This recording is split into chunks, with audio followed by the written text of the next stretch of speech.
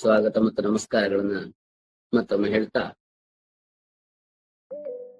ಈ ಒಂದು ಅಂದ್ರೆ ಹವ್ಯಕ ಸಂಕ್ರಾಂತಿ ಅಂತ ಹೇಳಿ ಬಹಳ ಒಂದು ಒಳ್ಳೆಯ ಹೆಸರು ಕೂಡ ಕೊಟ್ಟಿದ್ದಾರೆ. ಅಂದ್ರೆ ಸಮ್ಯಕ್ ಕ್ರಾಂತಿ ಗತಿ ಕ್ರಮಣ, ಒಳ್ಳೆ ರೀತಿಯ ಒಂದು ಯಾವುದು ಆ ನಮ್ಮ ಒಂದು ಮುಂದುವರಿಕೆ ಒಳ್ಳೆ ರೀತಿಯಲ್ಲಿ ಆಗ್ಲಿ, ಇನ್ನಷ್ಟು ಒಳ್ಳೆ ರೀತಿಯಲ್ಲಿ ಮುಂದುವರಿಲಿ ಎನ್ನುವಂತಹ ಒಂದು ಉದ್ದೇಶದಿಂದ ಸಮಾನ ಒಂದು ಅಭಿರುಚಿಯುಳ್ಳ, ಹಾಗೆ ಸಮಾಜದ ಒಂದು ಉದ್ಧಾರದ ದೃಷ್ಟಿ ಉಳ್ಳಂತಹ ಎಲ್ಲರೂ ಕೂಡ ಸೇರಿ ಮಾಡಿದ್ದೀರಿ. ತಾವೆಲ್ಲರೂ ಕೂಡ ದಿನನಿತ್ಯ ಅಥವಾ ಈ ರೀತಿಯಲ್ಲಿ ಬೇರೆ ಬೇರೆ ಕಾರ್ಯಕ್ರಮಗಳನ್ನು ಮಾಡಿಕೊಂಡು ನಮ್ಮ ಸಂಸ್ಕಾರ ಸಂಸ್ಕೃತಿಗಳನ್ನು ಉಳಿಸುವ ನಿಟ್ಟಿನಲ್ಲಿ ಬಹಳ ಒಳ್ಳೆಯ ಒಂದು ಪ್ರಯತ್ನವನ್ನು ಮಾಡ್ತಾ ಇದ್ದೀರಿ. ತಮಗೆಲ್ಲರಿಗೂ ಧನ್ಯವಾದಗಳನ್ನು ಹೇಳ್ತಾ, ಇವತ್ತಿನ ವಿಚಾರ ನಿತ್ಯ ಕರ್ಮಾನುಷ್ಠಾನದ ಮಹತ್ವ. ಅಂದ್ರೆ ರಮಾನಂದ ಹೆಗಡೆಯವರು ಒಂದು ಹೇಳಿದ್ರು, ಯಾವ್ದಾದ್ರು ಒಂದು ವಿಚಾರದ ಬಗ್ಗೆ ಹೇಳ್ಬೋದಾ ಅಂತೇಳಿ. ನಮ್ಮ ಯಥಾಮತಿ ನನ್ನ ಒಂದು ಅರಿವಿನ ಮಿತಿಯಲ್ಲಿ ತಮ್ಮ ಮುಂದೆ ವಿಷಯವನ್ನು ಪ್ರಸ್ತಾಪಿಸಲಿಕ್ಕೆ ಇಚ್ಛೆ ಪಡ್ತೇನೆ. ಓಂ ಶ್ರೀ ಗುರುಭ್ಯೋ ನಮಃ. ಹರಿ ಓಂ ಶ್ರೀ ಗಣೇಶಾಯ ನಮಃ. ನಮಸ್ತಸ್ಮೈ ಕರ್ಮಣೆ ಕಾಲಾಯ ತಸ್ಮೈ ನಮಃ. ಕರ್ಮಕ್ಕೂ ನಮಸ್ಕಾರ, ಕಾಲಕ್ಕೂ ನಮಸ್ಕಾರ ಅಂತ ಹೇಳಿ. ಯಾಕಂದ್ರೆ ಗಹನ ಕರ್ಮಣೋ ಗತಿ ನಮ್ಗೆಲ್ಲ ಗೊತ್ತು. ಗೀತಾಚಾರ್ಯನಾದ ಶ್ರೀಕೃಷ್ಣ ಪರಮಾತ್ಮನೇ ಭಗವದ್ಗೀತೆಯಲ್ಲಿ ಹೇಳಿದ್ದಾನೆ ಅರ್ಜುನನಿಗೆ ಉಪದೇಶ ಮಾಡುವಾಗ.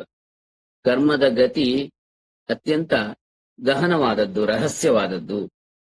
ಯಾವ ಕರ್ಮದ ಫಲ ಯಾವಾಗ, ಯಾವ ರೀತಿಯಲ್ಲಿ, ಯಾರಿಗೆ, ಎಷ್ಟು, ಹೇಗೆ ಸಿಗ್ತದೆ ಎನ್ನುವಂಥದ್ದು ಯಾರಿಗೂ ಕೂಡ ತಿಳಿದಿರುವುದಿಲ್ಲ. ಅತ್ಯಂತ ರಹಸ್ಯವಾದದ್ದು, ಗಹನವಾದದ್ದು ಅಂತೇಳಿ.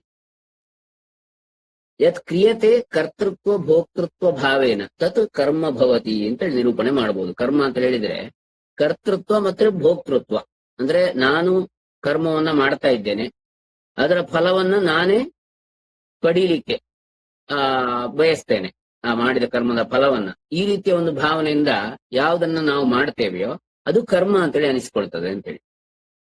ಇಲ್ಲದಿದ್ರೆ ಕರ್ಮ ಅಂತ ಅನಿಸುವುದಿಲ್ಲ. ಕರ್ಮದ ಅಂಟು ನಮಗೆ ಇಲ್ಲ, ಕರ್ಮದ ನಂಟು ಇಲ್ಲ ಅಂತ ನಾವು ಹೇಳುದು, ನಾನು ಮಾಡಿದ್ದೇನೆ, ನಾನು ಮಾಡ್ತಾ ಇದ್ದೇನೆ, ನಾನು ಅದರ ಫಲವನ್ನ ಬಯಸ್ತೇನೆ ಅಂತ ಹೇಳಿ ಯಾವಾಗ ನಾವು ಹೇಳ್ತೇವೋ ಆವಾಗ ಮಾತ್ರ ಕರ್ಮದ ಅಂಟು. ಇಲ್ಲದಿದ್ರೆ ಕರ್ಮದ ಅಂಟು, ಕರ್ಮದ ಲೇಪ ನಮಗಿಲ್ಲ. ಪಾಪ ಪುಣ್ಯಗಳು ಎರಡೂ ಕೂಡ ನಾನು ಮಾಡಿದ್ದು ಎನ್ನುವ ಭಾವ ಇದ್ರೆ ಮಾತ್ರ ಎನ್ನುವಂಥದ್ದು ಒಂದು ಸೂಕ್ಷ್ಮವಾದ ವಿಚಾರ.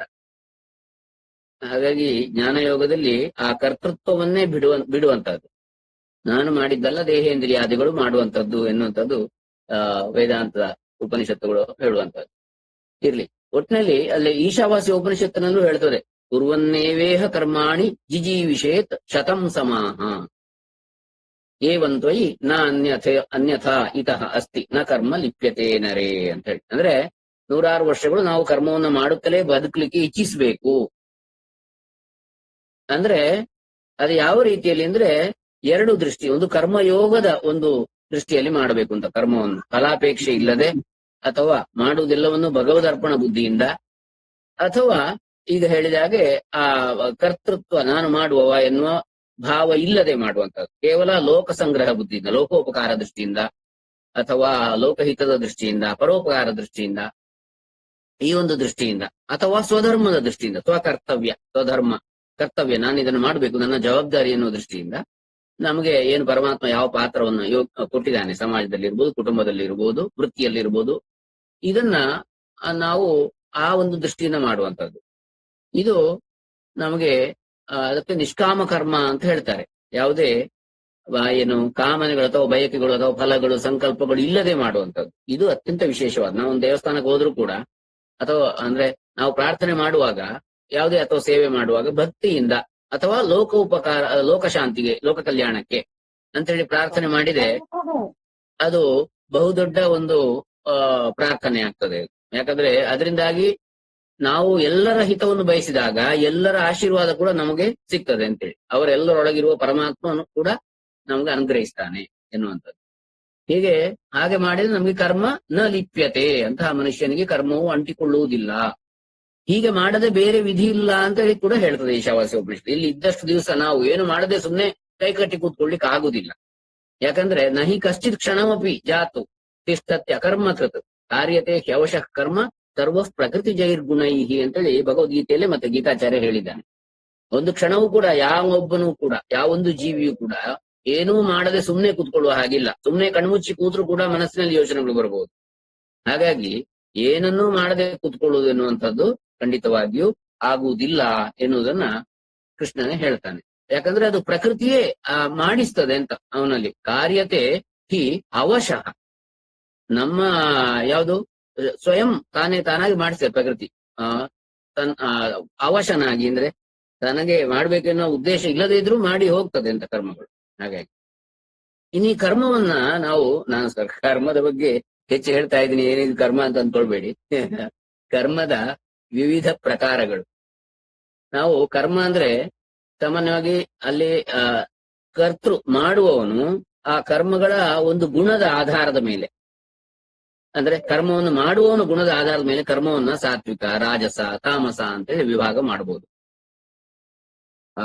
ದಯವಿಟ್ಟು ಸ್ವಲ್ಪ ಇದು ಏನೋ ಆಗ್ತಾ ಇದೆ, ವಿಚಾರ ತುಂಬಾ ಗಂಭೀರವಾಗ್ತಾ ಇದೆ ಅನಿಸಿದ್ರೆ ದಯವಿಟ್ಟು ಶಾಂತರಾಗಿ. ಇನ್ನು ಮುಂದಿನ ಇದರಲ್ಲಿ ಬರ್ತದೆ, ಸರಳವಾದ ವಿಚಾರಗಳು ಬರ್ತದೆ. ನಮ್ಮ ಇದು ಸ್ವಲ್ಪ ಮೀಟಿಗೆ ಹೇಳ್ತಾ ಇದ್ದೇನೆ. ಅಂದ್ರೆ ಕರ್ತೃ ಗುಣಾಧಾರಿತವಾಗಿ ಕರ್ಮಗಳನ್ನು ನಾವು ಸಾತ್ವಿಕ, ರಾಜಸ, ತಾಮಸ ಅಂದ್ರೆ ನಾವು ಮಾಡುವಂತಹ ಕರ್ಮಗಳು ಯಾವಾಗ ನಾವು ರಾಗದ್ವೇಷ ರಹಿತವಾಗಿ ಮಾಡ್ತೇವೆ ಅದು ಸಾತ್ವಿಕ ಕರ್ಮ ಆಗ್ತದೆ. ರಾಗದ್ವೇಷ, ರಾಗ ಅಂದ್ರೆ ಆಸಕ್ತಿ, ದ್ವೇಷ ಅಂದ್ರೆ ಅನಾಸಕ್ತಿ ಅಥವಾ ದ್ವೇಷ, ಅದರ ಬಗ್ಗೆ ವಿರೋಧ ಇರುವಂತದ್ದು. ಈ ರೀತಿಯ ವಿರೋಧವಾಗ್ಲಿ ಅಥವಾ ಆಸಕ್ತಿ ಆಗ್ಲಿ ಎರಡು ಇಲ್ಲದೆ ಮಾಡಿದ್ರೆ ಸಾತ್ವಿಕ ಅಂತ. ಇನ್ನು ರಾಜಸ ಅಂತ ಹೇಳಿದ್ರೆ ಅದು ಸಾತ್ವಿಕ ಅಂತ ಹೇಳುವುದಕ್ಕಿಂತಲೂ ನಿಷ್ಕಾಮ ಅಂತಲೂ ಆಗ್ತದೆ. ರಾಜಸ ಅಂದ್ರೆ ಅಹಂಕಾರ, ಪ್ರತಿಷ್ಠೆಗೋಸ್ಕರವಾಗಿ ಮಾಡುವಂಥದ್ದು, ಇದು ರಾಜಸ ಕರ್ಮ ಆಗ್ತದೆ. ಆಮೇಲೆ ಹಿಂಸೆ ಮತ್ತೆ ಮೋಹ ಇವುಗಳಿಂದ ಮಾಡುವಂಥದ್ದು ತಾಮಸ ಕರ್ಮ ಆಗ್ತದೆ. ಅಂದ್ರೆ ನಾವು ಇದನ್ನ ತಿಳ್ಕೊಂಡ್ರೆ ನಾವು ಯಾವ ರೀತಿ ಕರ್ಮಗಳನ್ನು ಮಾಡ್ತಾ ಇದ್ದೇವೆ, ನಾವು ಯಾವ ರೀತಿ ಕರ್ಮಗಳನ್ನು ಮಾಡಬೇಕು ಎನ್ನುವುದನ್ನ ನಾವು ಒಂದು ಅರ್ಥ ಮಾಡಿಕೊಳ್ಬಹುದು. ರಾಗದ್ವೇಷ ರಹಿತರಾಗಿ ಅಂದ್ರೆ ಕರ್ತವ್ಯ ಕೇವಲ ಸ್ವಧರ್ಮ ಬುದ್ಧಿಯಿಂದ, ಕರ್ತವ್ಯ ಬುದ್ಧಿಯಿಂದ, ಲೋಕ ಸಂಗ್ರಹ ಬುದ್ಧಿಯಿಂದ, ಲೋಕೋಪಕಾರ ದೃಷ್ಟಿಯಿಂದ ಮಾಡಿದ್ರೆ ಅದು ಸಾತ್ವಿಕ ಕರ್ಮ ಆಗ್ತದೆ ಅಂತ. ಅದು ಒಳ್ಳೇದು ಅಂತ. ಕೇವಲ ಅಹಂಕಾರಕ್ಕೋಸ್ಕರ, ಪ್ರತಿಷ್ಠೆಗೋಸ್ಕರ ಈಗ ಒಂದು ದಾನ ಮಾಡಿದ್ರೆ ನಮ್ಮ ಹೆಸರಲ್ಲಿ ದೊಡ್ಡದಾಗಿ ಹಾಕಬೇಕು, ಅದು ಅಲ್ಲಿ ಕಾಣಿಸ್ಬೇಕು ಎಲ್ರಿಗೂ ಹೆಸರು ಎನ್ನುವಂತದ್ದು ಅಹಂಕಾರ ಅಥವಾ ಪ್ರತಿಷ್ಠೆಯ ವಿಷಯವಾಗಿ ತೋರ್ತದೆ ಕೆಲವು ಸಲ. ಆದ್ರೆ ಕೆಲವೊಂದ್ಸಲ ಅದು ಬೇಕಾಗ್ತದೆ, ಅದನ್ನ ಇನ್ನೊಂದು ರೀತಿಯಲ್ಲಿ ಯೋಚನೆ ಮಾಡಿದ್ರೆ. ಯಾಕಂದ್ರೆ ಈ ದಾನ ಮಾಡಿದವರ ಹೆಸರನ್ನ ಹಾಕಿದ್ರೆ ಅವರಿಗೆ ಉಳಿದವ್ರಿಗೆ ಒಂದು ಪ್ರೇರಣೆ, ಇವ್ರು ದಾನ ಮಾಡಿದರೆ ನಾನು ಮಾಡಬೇಕು, ಆ ರೀತಿ ಕೂಡ ಆಗ್ತದೆ. ಆದ್ರೂ ಒಟ್ಟಿನಲ್ಲಿ ಹೆಸರಿಗೋಸ್ಕರವಾಗಿ ನಾವು ದಾನ ಮಾಡಬಾರ್ದು ಅಂತ ಹೇಳುವಂತದ್ದು ಉದ್ದೇಶ ನಮ್ದು. ಆಮೇಲೆ ತಾಮಸ ಅಂದ್ರೆ ಅದೇ ಹಿಂಸೆ, ಮೋಹ, ಹಿಂಸಾತ್ಮಕವಾದ ಕರ್ಮಗಳು ಮತ್ತೆ ಯಾವುದೋ ಮೋಹದಿಂದ ಮಾಡತಕ್ಕಂಥ ಕರ್ಮಗಳು, ಇವನ್ನ ತಾಮಸ ಕರ್ಮಗಳು. ಇದು ಕರ್ತೃವಿನ ಗುಣಾಧಾರಿತವಾಗಿ ಮಾಡತಕ್ಕಂಥ ಕರ್ಮಗಳು, ಕರ್ಮದ ವಿಭಾಗ. ಇನ್ನು ವೇದೋಕ್ತ ಅಥವಾ ಶಾಸ್ತ್ರೋಕ್ತವಾಗಿ ಕರ್ಮಗಳನ್ನ ಒಂದು ಧರ್ಮಬದ್ಧವಾದ ಕರ್ಮ, ಧರ್ಮ್ಯ ಕರ್ಮಗಳು, ಇನ್ನೊಂದು ಅಧರ್ಮ್ಯ ಕರ್ಮಗಳು ಅಂತ ಎರಡು ವಿಧವಾಗಿ ವಿಂಗಡಿಸ್ತಾರೆ ಕರ್ಮಗಳನ್ನ. ಅಂದ್ರೆ ಧರ್ಮಬದ್ಧವಾದದ್ರಿಂದ ನಿತ್ಯ, ನೈಮಿತ್ತಿಕ, ಕಾಮ್ಯ, ಪ್ರಾಯಶ್ಚಿತ್ತ ಅಂತೇಳಿ ಸಾಮಾನ್ಯವಾಗಿ ವಿಭಾಗ ಮಾಡ್ತಾರೆ ಕರ್ಮಗಳನ್ನು. ನಿತ್ಯ ಕರ್ಮಗಳು, ಈಗ ಇಲ್ಲಿ ನಾವು ನಿತ್ಯ ಕರ್ಮಾನುಷ್ಠಾನದ ಮಹತ್ವವನ್ನು ನೋಡ್ತಾ ಇದ್ದೇವೆ.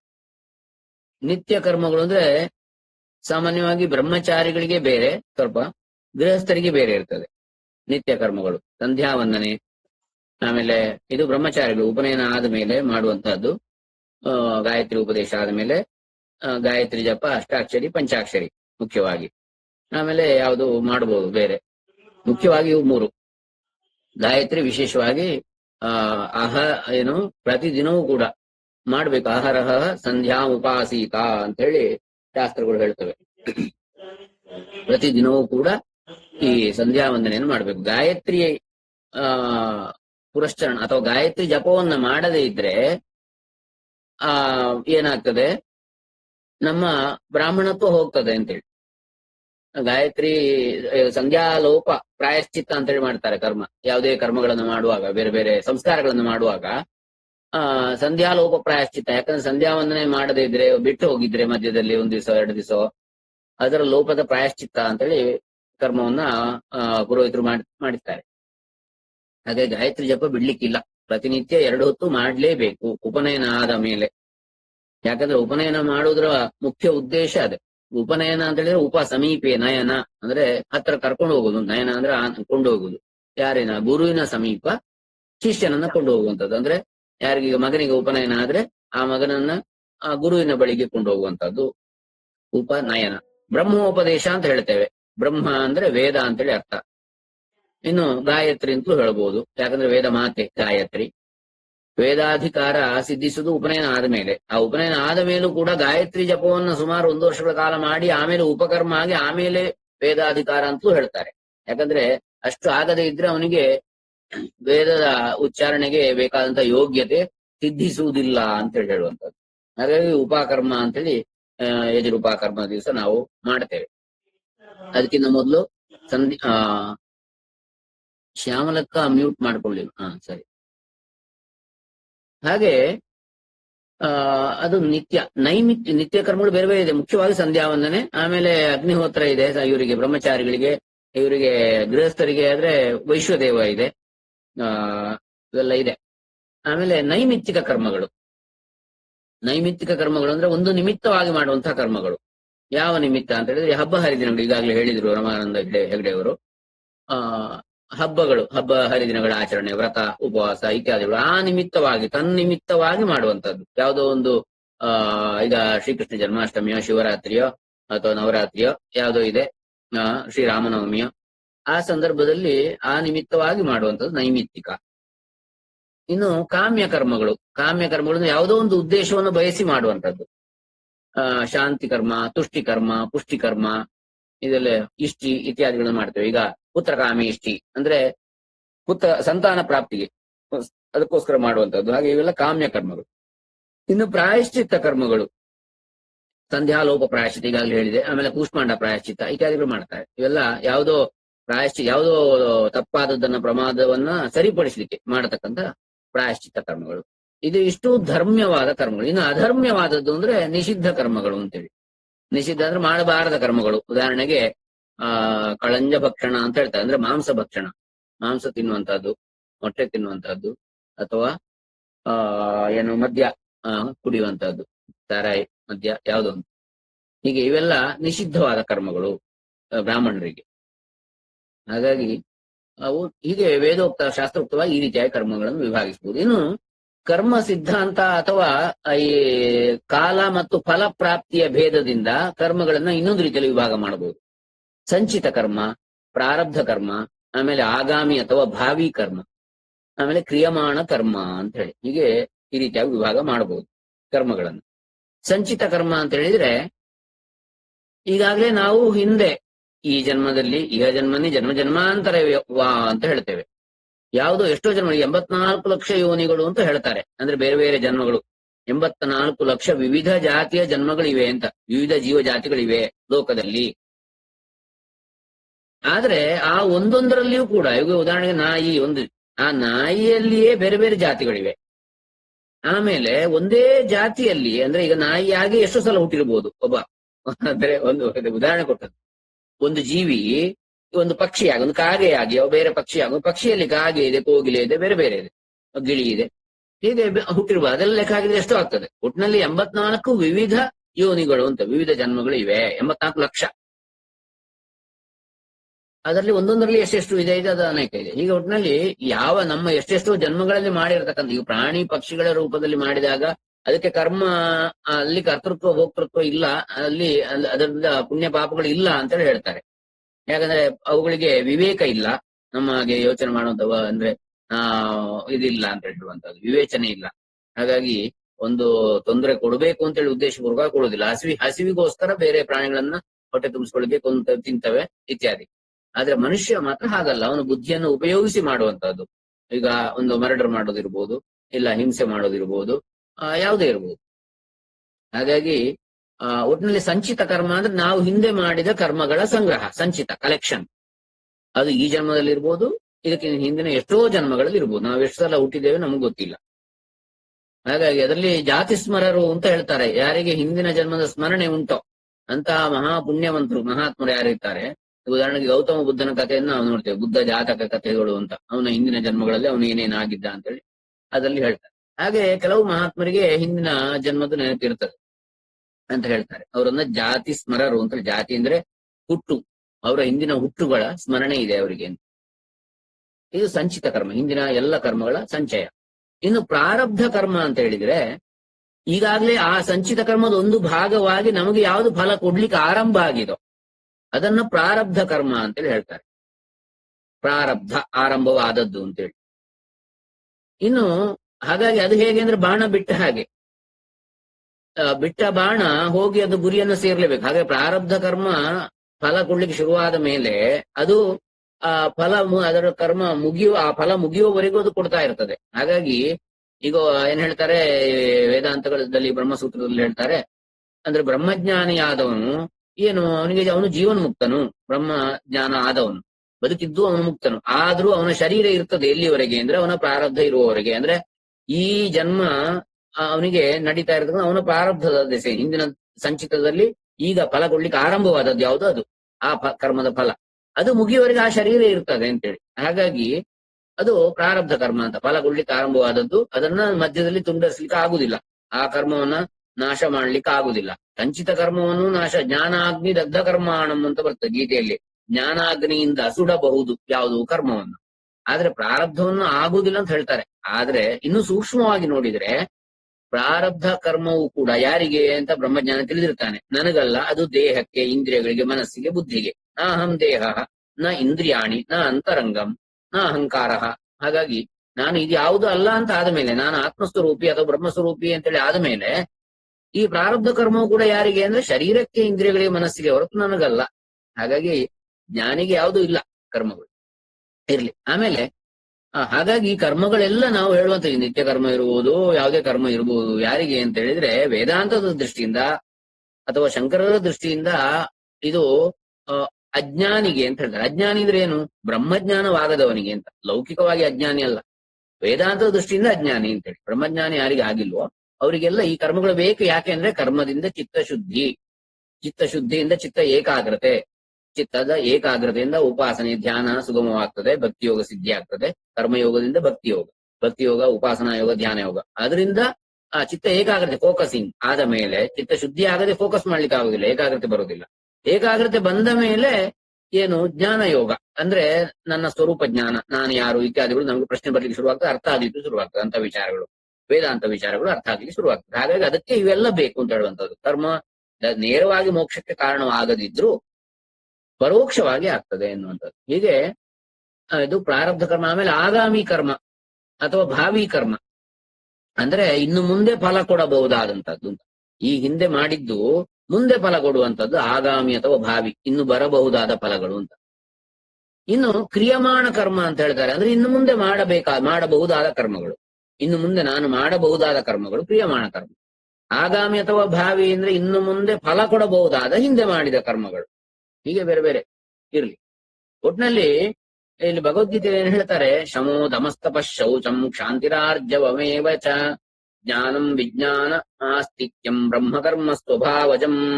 ಈಗ ಬ್ರಹ್ಮಕರ್ಮ ಏನು, ಬ್ರಾಹ್ಮಣರಾದವರು ಏನು ಅವರ ಸ್ವಭಾವದಿಂದಲೇ ಉಂಟಾದಂತಹ ಗುಣಗಳು, ಅವರಿಗೆ ಕರ್ಮಗಳು ಏನು ಅಂತ ಕೇಳಿದ್ರೆ ಶಮ ಅಂದ್ರೆ ಮನಸ್ಸಿನ ನಿಗ್ರಹ, ಮನಃಪ್ರಶಮನ, ಅದಕ್ಕೆ ಶಮ ಅಂತ ಹೇಳ್ತಾರೆ. ಇನ್ನು ದಮ ಅಂದ್ರೆ ಇಂದ್ರಿಯ ನಿಗ್ರಹ, ಇಂದ್ರಿಯ ಕಣ್ಣು ಕಿವಿ ಮೂಗು ನಾಲಿಗೆ ಚರ್ಮಗಳನ್ನು ಬಿಗಿ ಹಿಡಿಯುವಂತಹದ್ದು. ಆಮೇಲೆ ತಪಸ್ಸು ಅಂದ್ರೆ ಯಾವುದೇ ಒಂದು ವಿಚಾರದ ಕುರಿತಾಗಿ ಆಳವಾಗಿ ಹೋಗುವಂತದ್ದು, ಅದನ್ನ ತಪಸ್ಸು ಅಂತ. ಅಥವಾ ಇನ್ನೊಂದು ಏನು ಅಂದ್ರೆ ಯಾವುದೇ ಕಷ್ಟಗಳನ್ನ ಇತ್ಯಾದಿಗಳನ್ನ ಸಹಿಸಿಕೊಳ್ಳುವಂತದ್ದು, ಅದು ಕೂಡ ಒಂದು ತಪಸ್ಸು. ಇನ್ನು ತಪಸ್ಸು ಅಂದ್ರೆ ಬೇರೆ ಬೇರೆ ಋಷಿಗಳು ತಪಸ್ಸು ಮಾಡಿದ್ರು, ಅದು ಕೂಡ ತಪಸ್ಸು. ಅಂದ್ರೆ ಯಾವುದೋ ಒಂದು ದೇವತೆಯನ್ನ ಕುರಿತಾಗಿ, ದೇವರನ್ನ ಕುರಿತಾಗಿ ಮಾಡತಕ್ಕಂಥದ್ದು ಇತ್ಯಾದಿಗಳು ಕೂಡ ಅದು ಕೂಡ ತಪಸ್ಸೆ. ಹಾಗಾಗಿ ತಪಸ್ಸು ಅಂದ್ರೆ ಅದಕ್ಕೆ ಬೇರೆ ಬೇರೆ ಅರ್ಥಗಳಿವೆ. ತಪನ ಬಿಸಿ ಆಗುದು ಅಂದ್ರೆ ಹೀಟ್ ಆಗುದು ಯಾವಾಗ, ಓವರ್ ಯೂಸ್ ಆದಾಗ. ಈಗ ಮೊಬೈಲ್ ಕೂಡ ಹಾಗೆ ಬಿಸಿ ಆಗುದು, ಹೆಚ್ಚು ಉಪಯೋಗ ಮಾಡಿ. ಹಾಗಾಗಿ ಈ ಯಾವುದು ಅವನ ಬುದ್ಧಿ ಒಂದೇ ಏಕಪ್ರಕಾರವಾಗಿ ಹರಿದಾಗ, ಒಂದೇ ವಿಚಾರದಲ್ಲಿ ಆಳವಾಗಿ, ಅದು ಅಲ್ಲಿ ಕಾದಾಗ ಏನಾಗ್ತದೆ, ಬೆಣ್ಣೆ ಕಾದಾಗ ತುಪ್ಪ ಆಗ್ತದೆ, ಅಲ್ಲಿ ಒಂದು ಫಲ ಸಿಗ್ತದೆ. ಹಾಗೆ ತಪಸ್ಸು ಅಂದ್ರೆ ನಾವು ಒಂದೇ ವಿಷಯದ ಬಗ್ಗೆ ಚಿಂತನೆ ಮಾಡ್ತಾ ಮಾಡ್ತಾ ಮಾಡ್ತಾ ಅದರದ್ದು ತನ್ನಿಂದಾನೇ ಅದರ ಪರಿಹಾರ ನಮಗೆ ಸಿಕ್ಕಿ ಬಿಡ್ತದೆ, ಅದಕ್ಕೆ ಉತ್ತರ ಸಿಕ್ಕಿ ಬಿಡ್ತದೆ. ನಾವೇ ಅದನ್ನ ಯೋಚನೆ ಮಾಡ್ತಾ ಮಾಡ್ತಾ ಇದ್ರೆ ಅದೇ ತಪಸ್ಸು. ಆಮೇಲೆ ಶೌಚಂ ಶಾಂತಿ ಇತ್ಯಾದಿ ಇದೆ. ಶೌಚ ಶುಚಿತ್ವ, ಅಂತರಂಗ ಶುದ್ಧಿ, ಬಹಿರಂಗ ಶುದ್ಧಿ. ನಾವು ಅಂದ್ರೆ ಈಗ 2 ಹೊತ್ತು ಸ್ನಾನ ಮಾಡುವಂತದ್ದು ಇರ್ಬೋದು, ಅದು ಬಹಿರಂಗ ಶುದ್ಧಿ ಆಯ್ತು. ಇನ್ನು ಅಂತರಂಗ ಶುದ್ಧಿ ಅಂದ್ರೆ ನಮ್ಮ ಮನಸ್ಸನ್ನ ಶುದ್ಧಿಯಾಗಿಟ್ಟುಕೊಳ್ಳೋದು, ಇಂದ್ರಿಯಗಳನ್ನ ಇತ್ಯಾದಿ. ಆಮೇಲೆ ಆಹಾರ ಶುದ್ಧಿ ಎಲ್ಲವೂ ಬರ್ತದೆ. ಈಗಾಗಲೇ ಅನ್ನ ಬ್ರಹ್ಮ ಚಾತುರ್ಮಾಸ ನಡೀತಾ ಇದೆ ನಮ್ಮ ಗೋಕರ್ಣ ಗೋಕರ್ಣದಲ್ಲಿ ಅಶೋಕ್. ಹೀಗೆ ಕ್ಷಾಂತಿ ಇತ್ಯಾದಿ ಇದೆ, ಬೇರೆ ಬೇರೆ ಇದೆ. ಈಗ ಭಗವದ್ಗೀತೆಯಲ್ಲಿ ಬ್ರಹ್ಮಕರ್ಮ ಸ್ವಭಾವ, ಈ ಜ್ಞಾನಂ ವಿಜ್ಞಾನಂ ಆಸ್ತಿಕ್ಯಂ, ಆಸ್ತಿಕ್ಯ ನಾವು ದೇವರನ್ನ ನಂಬುವಂತಹದ್ದು, ಆಮೇಲೆ ಆತ್ಮ ಅಥವಾ ಬ್ರಹ್ಮವಸ್ತು ಇದೆ ಅಂತ ನಂಬುವಂಥದ್ದು, ವೇದ ಪ್ರಾಮಾಣ್ಯವನ್ನು ನಂಬುವಂಥದ್ದು, ಇದನ್ನೆಲ್ಲ ಆಸ್ತಿಕ್ಯ ಅಂತ ಹೇಳ್ತಾರೆ. ಆಸ್ತಿಕರು ಅಂದ್ರೆ ಹಾಗೆ. ಅಸ್ತಿ ಇತಿ ಯಾರು ಹೇಳ್ತಾರೋ, ಇದೆ ದೇವರು ಇದ್ದಾನೆ, ನಾನು ಇದ್ದೆ ಇಲ್ಲ ಅಂತ ಯಾರು ಹೇಳುದಿಲ್ಲ. ಆದ್ರೆ ದೇವರು ಇಲ್ಲ ಅಂತ ಹೇಳುವವರು ಇದ್ದಾರೆ ಕೆಲವರು. ಅಂದ್ರೆ ನಾಸ್ತಿಕ ಅಂತ ಹೇಳಿ, ಅಸ್ತಿ ಅಂತೇಳಿ ಹೇಳದವರು ನ ಅಸ್ತಿ ಇತಿ. ಯಾರು ಇಲ್ಲ ಅಂತ ಹೇಳ್ತಾರೋ ದೇವರನ್ನ, ಅಥವಾ ವೇದವನ್ನ ಯಾರು ಒಪ್ಪುದಿಲ್ಲ ಅವರನ್ನ ನಾಸ್ತಿಕರು ಅಂತ ಹೇಳ್ತಾರೆ. ವೇದ ಪ್ರಾಮಾಣ್ಯವನ್ನ ಒಪ್ಪದಂತಹ ಜೈನ ಬೌದ್ಧ ಧರ್ಮಗಳು ಕೂಡ ನಾಸ್ತಿಕ ಮತಗಳೇ, ಧರ್ಮ ಅಲ್ಲ ಮತಗಳು, ವೇದ ಪ್ರಾಮಾಣ್ಯ ಒಪ್ಪದಿರುವ ಕಾರಣ. ಇನ್ನು ಜ್ಞಾನಂ ವಿಜ್ಞಾನಂ ಆಸ್ತಿಕ್ಯಂ, ಆರ್ಜವಾದ ಸರಳತೆ, ನಾವು ಆದಷ್ಟು ಸರಳರಾಗಿರ್ಬೇಕು ಅಂತೇಳಿ, ಸಂಕೀರ್ಣರಾಗಬಾರ್ದು. ಅಂದ್ರೆ ಸಿಂಪ್ಲಿಸಿಟಿ ಅಂತ ಹೇಳ್ತಾರಲ್ಲ, ಸರಳತೆ.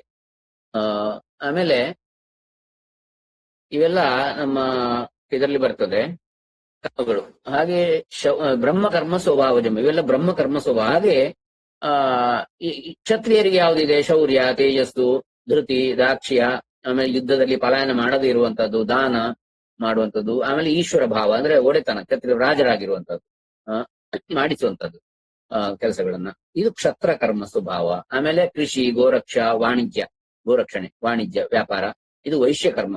ಆಮೇಲೆ ಪರಿಚರ್ಯಾತ್ಮಕಂ ಕರ್ಮ ಶೂದ್ರಸ್ಯಾಪಿ ಸ್ವಭಾವಜಂ, ಶೂದ್ರನಿಗೆ ಯಾವುದು ಅಂದ್ರೆ ಪರಿಚರ್ಯ, ಸೇವೆ ಮಾಡುವಂಥದ್ದು. ಈ ತರ ಎಲ್ಲರನ್ನ, ಮೂರು ವರ್ಣದವರನ್ನ ಸೇವೆ ಮಾಡುವಂಥದ್ದು ಸೇವಾಹಿ ಪರಮೋದ್ಬ್ರಹ್ಮ.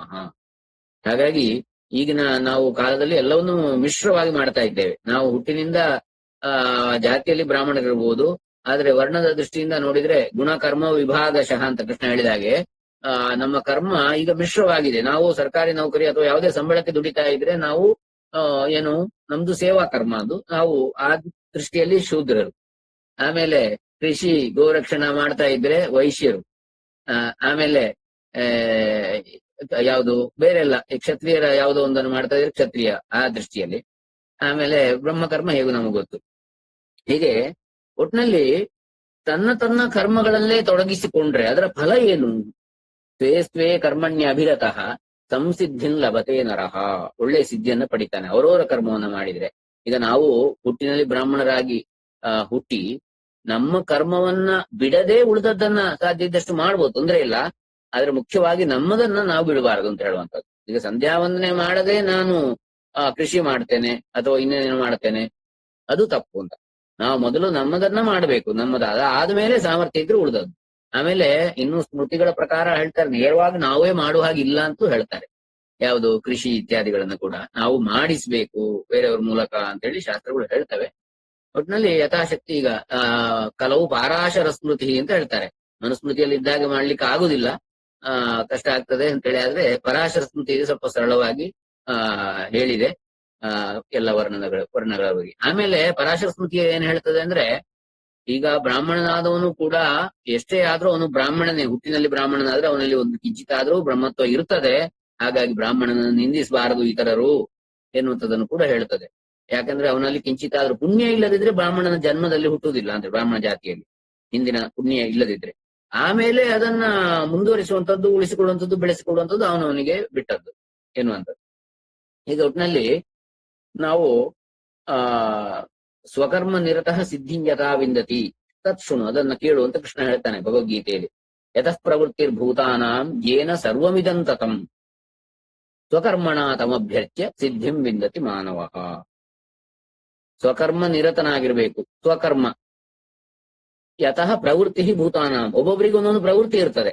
ಒಬ್ಬರಿಗೆ ಪ್ರವಚನ ಮಾಡೋದು ಪ್ರವೃತ್ತಿ, ಒಬ್ಬರಿಗೆ ಪ್ರವಚನ ಕೇಳೋದು ಪ್ರವೃತ್ತಿ, ಒಬ್ಬರಿಗೆ ಬರೆಯೋದು ಪ್ರವೃತ್ತಿ, ಒಬ್ಬರಿಗೆ ಕೃಷಿ ಮಾಡೋದು ಪ್ರವೃತ್ತಿ, ಒಬ್ಬರಿಗೆ ಮತ್ತೊಂದು ಪ್ರವೃತ್ತಿ, ನಾಟಕ ಮಾಡೋದು, ಒಬ್ಬರಿಗೆ ಡ್ಯಾನ್ಸ್ ಮಾಡೋದು, ಒಬ್ಬರಿಗೆ ಹಾಡೋದು, ಹೀಗೆ ಬೇರೆ ಬೇರೆ ಇರ್ತದೆ.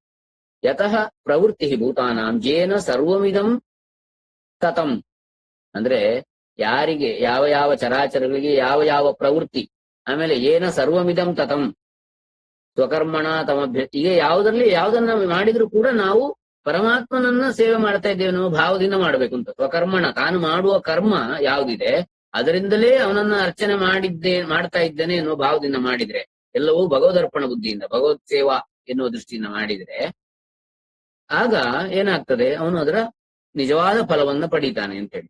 ಇಲ್ಲದಿದ್ರೆ ಕೇವಲ ವ್ಯಾವಹಾರಿಕವಾದ ಫಲ ಮಾತ್ರ ಸಿಗುವುದು. ಈಗ ಒಂದು ಕೃಷಿ ಮಾಡಿದ್ರೆ ಅದರ ಫಲ ಏನು ಸಿಗ್ತದೆ, ಅದರಲ್ಲಿ ಅಡಿಕೆಯೋ ಇನ್ನೊಂದು ಸಿಗ್ತದೆ, ಅದು ಹಣವೋ ಸಿಗ್ತದೆ. ಆದ್ರೆ ಆ ಕರ್ಮ ಯೋಗ ಆಗುದು ಹೇಗೆ ಅಂತ ಹೇಳುದನ್ನು ಹೇಳ್ತಾ ಇದ್ದಾನೆ. ತನ್ನ ಕರ್ಮದಿಂದಲೇ ಭಗವಂತನ ಸೇವೆಯನ್ನ ಮಾಡಬಹುದು. ಹೇಗೆ ಅಂದ್ರೆ ತಾನು ಮಾಡುವ ಪ್ರತಿಯೊಂದು ಕರ್ಮವು ಭಗವಂತನ ಸೇವೆ ಎನ್ನುವ ಭಾವದಿಂದ ಮಾಡಬೇಕು ಅಂತ ಹೇಳಿ. ಶ್ರೇಯಾನ್ ಸ್ವಧರ್ಮೋ ವಿಗುಣ ಪರಧರ್ಮಾತ್ ಸ್ವನುಷ್ಠಿತಾತ್ ಸ್ವಭಾವ ನಿಯತಂ ಕರ್ಮ ಕುರ್ವನ್ನ ಆಪ್ನೋತಿ ಕಿಲ್ಬಿಷಂ. ತನ್ನ ಧರ್ಮ ಎನ್ನುವಂತಹದ್ದು ವಿಗುಣವಾದ್ರು ಅಂದ್ರೆ ಗುಣದಲ್ಲಿ ಕಡಿಮೆ ಅಂತ ಅನಿಸಿದ್ರು ಕೂಡ ಅದೇ ಶ್ರೇಷ್ಠ ಅಂತೇಳಿ ನಮಗೆ ಯಾರ್ಯಾರಿಗೆ, ಈಗ ಬ್ರಾಹ್ಮಣರಿಗೆ, ಕ್ಷತ್ರಿಯರಿಗೆ, ವೈಶ್ಯರಿಗೆ, ಶೂದ್ರರಿಗೆ ಅವರವರ ಕರ್ಮದಲ್ಲಿ ದೋಷಗಳು ಕಿಂಚಿತ್ತು ಕಂಡ್ರು ಅಥವಾ ಅದು ಸಣ್ಣದು ಅಂತ ಕಂಡ್ರು ಆ ಕರ್ಮ, ಆದ್ರೆ ಅದೇ ಅವನಿಗೆ ಶ್ರೇಯಸ್ಸು ಅಂತ. ಯಾಕಂದ್ರೆ ಅವನ ಆ ಸಂಪ್ರದಾಯದಲ್ಲಿ ಆ ಜಾತಿಯಲ್ಲಿ ಯಾಕೆ ಹುಟ್ಟಿದ್ದಾನೆ ಅಂತ ಹೇಳಿದ್ರೆ ಅವನ ಉದ್ಧಾರಕ್ಕೆ ಅದನ್ನೇ ಮಾಡ್ಬೇಕು ಅವನು, ಹಾಗಾಗಿ ಹುಟ್ಟಿದ್ದಾನೆ ಅವನು. ಹಾಗಾಗಿ ನಾವು ಬ್ರಾಹ್ಮಣರಾಗಿ ಹುಟ್ಟಿ ವೇದವನ್ನ ಕಲಿಬೇಕು, ಕಲಿಸ್ಬೇಕು ಎನ್ನುವಂಥದ್ದು ಮುಖ್ಯ. ಯಾಕಂದ್ರೆ ನಾವು ಅಲ್ಲದೆ ಇನ್ನು ಉಳಿದವರು ಹೇಗೆ ಕಲೀಲಿಕ್ಕೆ ಸಾಧ್ಯ? ಈಗ ಬೇರೆ ಕ್ಷತ್ರಿಯರು, ವೈಶ್ಯರು, ಶೂದ್ರರು ಕಲೀಲಿಕ್ಕೆ ಸಾಧ್ಯ ಉಂಟು ವೇದವನ್ನು? ಸಾಧ್ಯವೇ ಇಲ್ಲ, ಕಲಿಬಾರದು. ಯಾಕಂದ್ರೆ ಅದು ಅವರಿಗೆ ಸಂಬಂಧಪಟ್ಟದ್ದೇ ಅಲ್ಲ. ಈಗ ಕ್ಷತ್ರಿಯ ವೈಶ್ಯರು ಕಲಿಬಹುದು, ಅಂದ್ರೆ ತ್ರೈವರ್ಣಿಕರು ಅಂತ ಹೇಳ್ತಾರೆ. ಆದ್ರೆ ಬ್ರಾಹ್ಮಣನಿಗೆ ಬ್ರಹ್ಮಜ್ಞಾನಕ್ಕೆ ತುಂಬಾ ಅನುಕೂಲ ಹೆಚ್ಚು. ಯಾಕಂದ್ರೆ ಅವನದ್ದು ಕರ್ಮವು, ಗುಣ, ಸ್ವಭಾವ ಎಲ್ಲ ಅದೇ. ತ್ರೈವರ್ಣಿಕರಿಗೆ ದ್ವಿಜತ್ವ ಇದೆ, ಉಪನಯನ ಇದೆ, ಅಧಿಕಾರ ಯಾರಿಗೆ? ಬ್ರಾಹ್ಮಣ, ಕ್ಷತ್ರಿಯ, ವೈಶ್ಯರಿಗೆ. ಶೂದ್ರನಿಗೆ ಹೇಳಲಿಲ್ಲ. ಯಾಕಂದ್ರೆ ಅಲ್ಲಿ ಈಗ ಭಾಗವತ ಹೇಗೆ ಪುರಾಣ ಇದೆ, ಅವನು ವೇದ ಕಲ್ತೆ ಮೋಕ್ಷ ಪಡಿಬೇಕಾಗಿಲ್ಲ. ವೇದದ ಸಾರ ಏನಿದೆ ಪುರಾಣಗಳಲ್ಲಿ ಇದೆ, ಬೇರೆ ಬೇರೆ ಪುರಾಣಗಳಲ್ಲಿ ಇದೆ. ಭಾಗವತಲ್ಲೂ ಅದನ್ನು ಹೇಳ್ತದೆ, ನಿಗಮ ಕಲ್ಪತರೋರ್ಗಲಿತಂ ಫಲಂ ಅಂತ, ಸುಖಮುಖಾದ ಅಮೃತ ದ್ರವ ಸಂಯುತಂ. ಹಾಗಾಗಿ ವೇದ ವೃಕ್ಷ ಎನ್ನುವಂಥದ್ದು ತುಂಬಾ ದೊಡ್ಡದು. ಅದನ್ನ ಹತ್ತಿ ಅದರಿಂದ ಮಾವಿನ ಹಣ್ಣು ತೆಗೆದು ಜ್ಯೂಸ್ ಮಾಡ್ಲಿಕ್ಕೆ ಸ್ವಲ್ಪ ಕಷ್ಟ. ಆದ್ರೆ ಆ ಹಣ್ಣನ್ನೇ ತೆಗೆದು ಹಣ್ಣಿನ ರಸವನ್ನೇ ನೇರವಾಗಿ ಕೊಡುವಂತ ಪುರಾಣಗಳು. ಹಾಗಾಗಿ ಆ ಶೂದ್ರನಿಗೆ ಅದರಿಂದಲೇ ಮೋಕ್ಷ ಸಿಗ್ತದೆ ಅಂತ ಆದ್ಮೇಲೆ ಏನು ವೇದವನ್ನೇ ಕಲ್ತು ಮೋಕ್ಷ ಸಿಗ್ಬೇಕಾಗಿಲ್ಲ. ಹಾಗಿದ್ರೆ ಇದು ನಮ್ಮ ಕರ್ಮ ಅಂತೇಳಿ, ನಮ್ಮ ಧರ್ಮ, ಸ್ವಧರ್ಮ ಯಾವುದು? ಈಗ ಬ್ರಾಹ್ಮಣನಾದವನು ಕಲಿಬೇಕು ವೇದವನ್ನ, ಇನ್ನೊಬ್ಬ ಶೂದ್ರ ಕಲಿಬೇಕಾಗಿಲ್ಲ. ಅವನಿಗೆ ಅದನ್ನು ಕಲಿಯದೆ ಬೇರೆ ದಾರಿ ಇದೆ ಮೋಕ್ಷಕ್ಕೆ ಎನ್ನುವಂಥದ್ದು. ಅದು ಒಂದು ದೃಷ್ಟಿ. ಇನ್ನು ನಾವು ಇಲ್ಲಿ ಬ್ರಾಹ್ಮಣರೇ ಆಗಿರೋ ಕಾರಣ ಈ ಸಭೆಯಲ್ಲಿ ಬಹುಶಃ ಇಲ್ಲಿ ಏನು ಅಂದ್ರೆ ಇನ್ನೊಂದು ಹೇಳ್ತಾರೆ, ಶ್ರೀರಂಕಲು ಈಶ್ವರ ಜೋಯಿಸ್ರ ಯಾವ್ದೊಂದು ಪುಸ್ತಕದಲ್ಲಿ ಓದಿದ್ದೆ. ಅಂದ್ರೆ 7ನೇ ಜನ್ಮ ಬ್ರಾಹ್ಮಣ ಜನ್ಮ ಅಂತ ಹೇಳ್ತಾರೆ. ಮನುಷ್ಯ ಜನ್ಮದಲ್ಲಿ ಮನುಷ್ಯನಾಗಿ ಹುಟ್ಟಿ ಬೇರೆ ಬೇರೆ ನಾವೆಲ್ಲರೂ ಕೂಡ ಹಿಂದಿನ ಜನ್ಮಗಳಲ್ಲಿ ಶೂದ್ರನಾಗಿ, ವೈಶ್ಯನಾಗಿ, ಕ್ಷತ್ರಿಯನಾಗಿ, ಬ್ರಾಹ್ಮಣರಾಗಿದ್ದೇವೆ. ಹಾಗಾಗಿ ಆ ಎಲ್ಲ ಕೆಲಸಗಳನ್ನ ಮಾಡಿ ಅನುಭವ ಇದ್ದು ಈಗ ಬ್ರಾಹ್ಮಣರಾಗಿ ನಾವು ಅದನ್ನೆಲ್ಲ ಮಾಡಿಸ್ಬೋದು ಅಂತ ಅವರ ಮೂಲಕ ಆಯಾ ಕೆಲಸಗಳನ್ನ. ಯಾಕಂದ್ರೆ ನಮ್ಗೆ ಮಾಡಿ ಗೊತ್ತು ಅದು ಎನ್ನುವಂಥದ್ದು. ಹಾಗಾಗಿ ಮಾಡಿಸುವಂತ ಸಾಮರ್ಥ್ಯ ನಮ್ಗೆ ಮೊದಲು ಮಾಡಿ ಗೊತ್ತಬೇಕಲ್ಲ, ಮಾಡಿಸ್ಬೇಕಿದ್ರೆ. ಹಾಗಾಗಿ ನಮ್ದು ಕೊನೆ ಈಗ ಬ್ರಾಹ್ಮಣ ಜನ್ಮ ಎನ್ನುವುದು 7ನೇ ಜನ್ಮ ಅಂತ ಹೇಳ್ತಾರೆ. ಅದನ್ನ ಸದುಪಯೋಗ ಪಡಿಸಿಕೊಂಡು ನಾವು ಅದನ್ನ ಕೊನೆಯ ಜನ್ಮವಾಗಿ ಮಾಡಿಸಿಕೊಳ್ಳುವಂತ ನಮ್ಮ ಕೈಯಲ್ಲಿದೆ. ಹಾಗಂತೇಳಿ ಕೊನೆಯದೇ ಆಗ್ಬೇಕಾಗಿಲ್ಲ. ಪುನಃ ಪುನಃ ಹುಟ್ಟಿ ನಾವು ಲೋಕೋಪಕಾರಕ ಕರ್ಮಗಳನ್ನು ಮಾಡ್ತಾ ಇರ್ಬೋದು. ಮತ್ತೆ ಮತ್ತೆ ಹುಟ್ಟಿ ನಾವು ಇಲ್ಲಿ, ಯಾಕಂದ್ರೆ ಲೋಕದಲ್ಲಿ ಬ್ರಾಹ್ಮಣರು ಬೇಕಾಗ್ತದಲ್ಲ. ಹಾಗೆ ಬ್ರಾಹ್ಮಣನಾಗಿ ಇನ್ನೊಮ್ಮೆ ಹುಟ್ಟಬೇಕಿದ್ರೆ ನಾನು ಈ ಧರ್ಮದಲ್ಲಿ ಬ್ರಾಹ್ಮಣ ಧರ್ಮವನ್ನು ಪಾಲನೆ ಮಾಡಬೇಕು ಈ ಜನ್ಮದಲ್ಲಿ. ಅದು ಇಲ್ಲದಿದ್ರೆ ಮುಂದಿನ ಜನ್ಮದಲ್ಲಿ ಬ್ರಾಹ್ಮಣ ವರ್ಣ ನಮಗೆ ಸಿಗ್ಲಿಕ್ಕಿಲ್ಲ. ಬ್ರಾಹ್ಮಣ ಜಾತಿಯಲ್ಲಿ ಹುಟ್ಟುವಂತ ಸಾಧ್ಯತೆ ಕಡಿಮೆ ಆಗ್ತದೆ. ಹಾಗಾಗಿ ನಾವು ಸಂಧ್ಯಾ ವಂದನೆಯನ್ನು ಬಿಡಬಾರದು. ಮುಖ್ಯವಾಗಿ ಸಂಧ್ಯಾ ವಂದನೆ, ಗಾಯತ್ರಿ ಜಪ ಈಗ ಅಷ್ಟಾದ್ರು ಅಂತ ಹೇಳುವಂಥದ್ದು. ಉಳಿದದೆಲ್ಲ ನಮಗೆ ಈಗಿನ ಕಾಲದಲ್ಲಿ ಬೇರೆ ಬೇರೆ ಉದ್ಯೋಗಗಳಲ್ಲಿ ಇರುವಾಗ ಬಹಳ ಕಷ್ಟ ಆಗ್ತದೆ ಅಂತೇಳಿ ಅನಿಸಿದ್ರು ಅಂತೂ ಮೂಲವಾದ ಯಾವ ಕೆಲವು ಪ್ರಧಾನ ಸೂಕ್ತಗಳು, ದೇವರ ಪೂಜೆ ಇತ್ಯಾದಿ ಮಂತ್ರಗಳು, ರುದ್ರ, ಇವುಗಳನ್ನೆಲ್ಲ ಈಗ ನಮ್ಮ ಗುರುಗಳು, ನಮ್ಮ ಸ್ವಾಮಿಗಳು ಗುರುಗಳು ಕೂಡ ಈ ಒಂದು ಯಾವುದು ಭಜನೆ, ಆಮೇಲೆ ಹನುಮಾನ್ ಚಾಲಿಸ, ಬೇರೆ ಬೇರೆ ಸ್ತೋತ್ರಗಳ ಪಠಣ, ನಿತ್ಯಾನುಷ್ಠಾನ, ಸಂಧ್ಯಾ ವಂದನೆ, ಆಮೇಲೆ ಇದು ರುದ್ರ, ಇದನ್ನೆಲ್ಲ ಅವರು ಮಾಡಿಸಿದ್ದಾರೆ ಅವರ ಒಂದು ಪ್ರೇರಣೆಯಿಂದ. ಮತ್ತೆ ಸಮಾಜದಲ್ಲಿ, ನಮ್ಮ ಹವ್ಯಕ ಸಮಾಜದಲ್ಲಿ ಹಾಗೆ ಸ್ವರ್ಣವಲ್ಲಿ ಸ್ವಾಮಿಗಳು ಭಗವದ್ಗೀತೆ ಇತ್ಯಾದಿ ಇದನ್ನ ಮಾಡ್ತಾ ಇದ್ದಾರೆ. ಹಾಗೆ ಈಗ ಶೃಂಗೇರಿಯಲ್ಲಿ ಕೂಡ ಬೇರೆ ಬೇರೆ ವೇದಾಂತ ಇತ್ಯಾದಿಗಳಿಂದ ಆಗ್ತದೆ. ಹೀಗೆ ಬೇರೆ ಬೇರೆ ಮಠಗಳಿಂದ ಕೂಡ ಆಗ್ತಾ ಇದೆ. ಹಾಗಾಗಿ ಅದನ್ನ ನಾವು ಸದುಪಯೋಗ ಮಾಡಬೇಕು. ನಮ್ಮ ಮಕ್ಕಳಿಗೆ ನಾವು ಕಲಿಸ್ಲಿಕ್ಕೆ ಮನಸ್ಸು ಮಾಡಬೇಕು ಅಂತ ಹೇಳುವಂತದ್ದು. ಹಾಗೆ ನಮ್ಮ ಮಕ್ಕಳನ್ನು ಯಾರು ಹುಡುಗಿಯರನ್ನ ಮದುವೆ ಮಾಡಿ ಕೊಡುವಾಗ ಕೂಡ ವೈದಿಕರಿಗೆ, ಆಮೇಲೆ ಅಡಿಗೆಯವರಿಗೆ, ಆಮೇಲೆ ಯಾರಿಗೆ ಕೃಷಿ ಮಾಡುವವರಿಗೆ, ಹಳ್ಳಿಯಲ್ಲಿರುವವರಿಗೆ, ಇವರಿಗೆಲ್ಲ ಕೊಡುವುದಿಲ್ಲ ಎನ್ನುವಂಥದ್ದು ಕೂಡ ನಮ್ಮ ತಪ್ಪು ಮನಸ್ಥಿತಿಯನ್ನು. ಯಾಕಂದ್ರೆ ನಮಗೆ ಮದುವೆ ಮಾಡಿಸ್ಲಿಕ್ಕೆ ಭಟ್ರು ಬೇಕು, ಪುರೋಹಿತರು. ಆಮೇಲೆ ಆ ಮದುವೆಗೆ ಅಡಿಗೆಯವರು ಬೇಕು. ಆಮೇಲೆ ಅದ್ರದ್ದು ಯಾಕೆ ಈಗ ಹಾಗೆ ಆಗಿದೆ ಅಂತಂದ್ರೆ ಬಹುಶಃ ಆ ವಿದ್ಯೆ ಎನ್ನುವಂಥದ್ದು ಬೇರೆ ಬೇರೆ ಸಮಾನಶೀಲ ಏನು ವ್ಯಸನೇಶು ಸಖ್ಯಂ ಅಂತೇಳಿ ಹೇಳಿದ ಹಾಗೆ ಆ ಸಮಾನ ಸ್ಕಂದತೆ ಇಲ್ಲದಿದ್ರೆ ಅದು ಸರಿ ಹೊಂದಾಣಿಕೆ ಆಗ್ಲಿಕ್ಕಿಲ್ಲ ವಿವಾಹ ಎನ್ನುವಂಥದ್ದು. ಹಾಗಾಗಿ ನಾವು ಈಗ ಏನಾಗಿದೆ ಅಂತ ಹೇಳಿದ್ರೆ ವಿದ್ಯೆ ಸ್ತ್ರೀ ಪುರುಷರು ಸಮಾನವಾಗಿ ವಿದ್ಯೆಯನ್ನು ನಾವು ಕಲಿಯುವಂತದ್ದು ಅವಕಾಶ ಇದೆ. ಹಾಗಾಗಿ ಈಗ ಬಹುಶಃ ಮನುಸ್ಮೃತಿಯಲ್ಲಿ ಹೇಳಿದ್ದು ನ ಸ್ತ್ರೀ ಸ್ವಾತಂತ್ರ್ಯ ಅರ್ಹತಿ ಅಂತ ಹೇಳಿದ್ರು. ಅಂದ್ರೆ ಅದರ ಅರ್ಥ ಏನು ಅಂತ ಕೇಳಿದ್ರೆ ಅಲ್ಲಿ ಅವನು ಆ ಸ್ತ್ರೀಯು ರಕ್ಷಣೀಯಳು, ಗೋಪ್ಯಳು.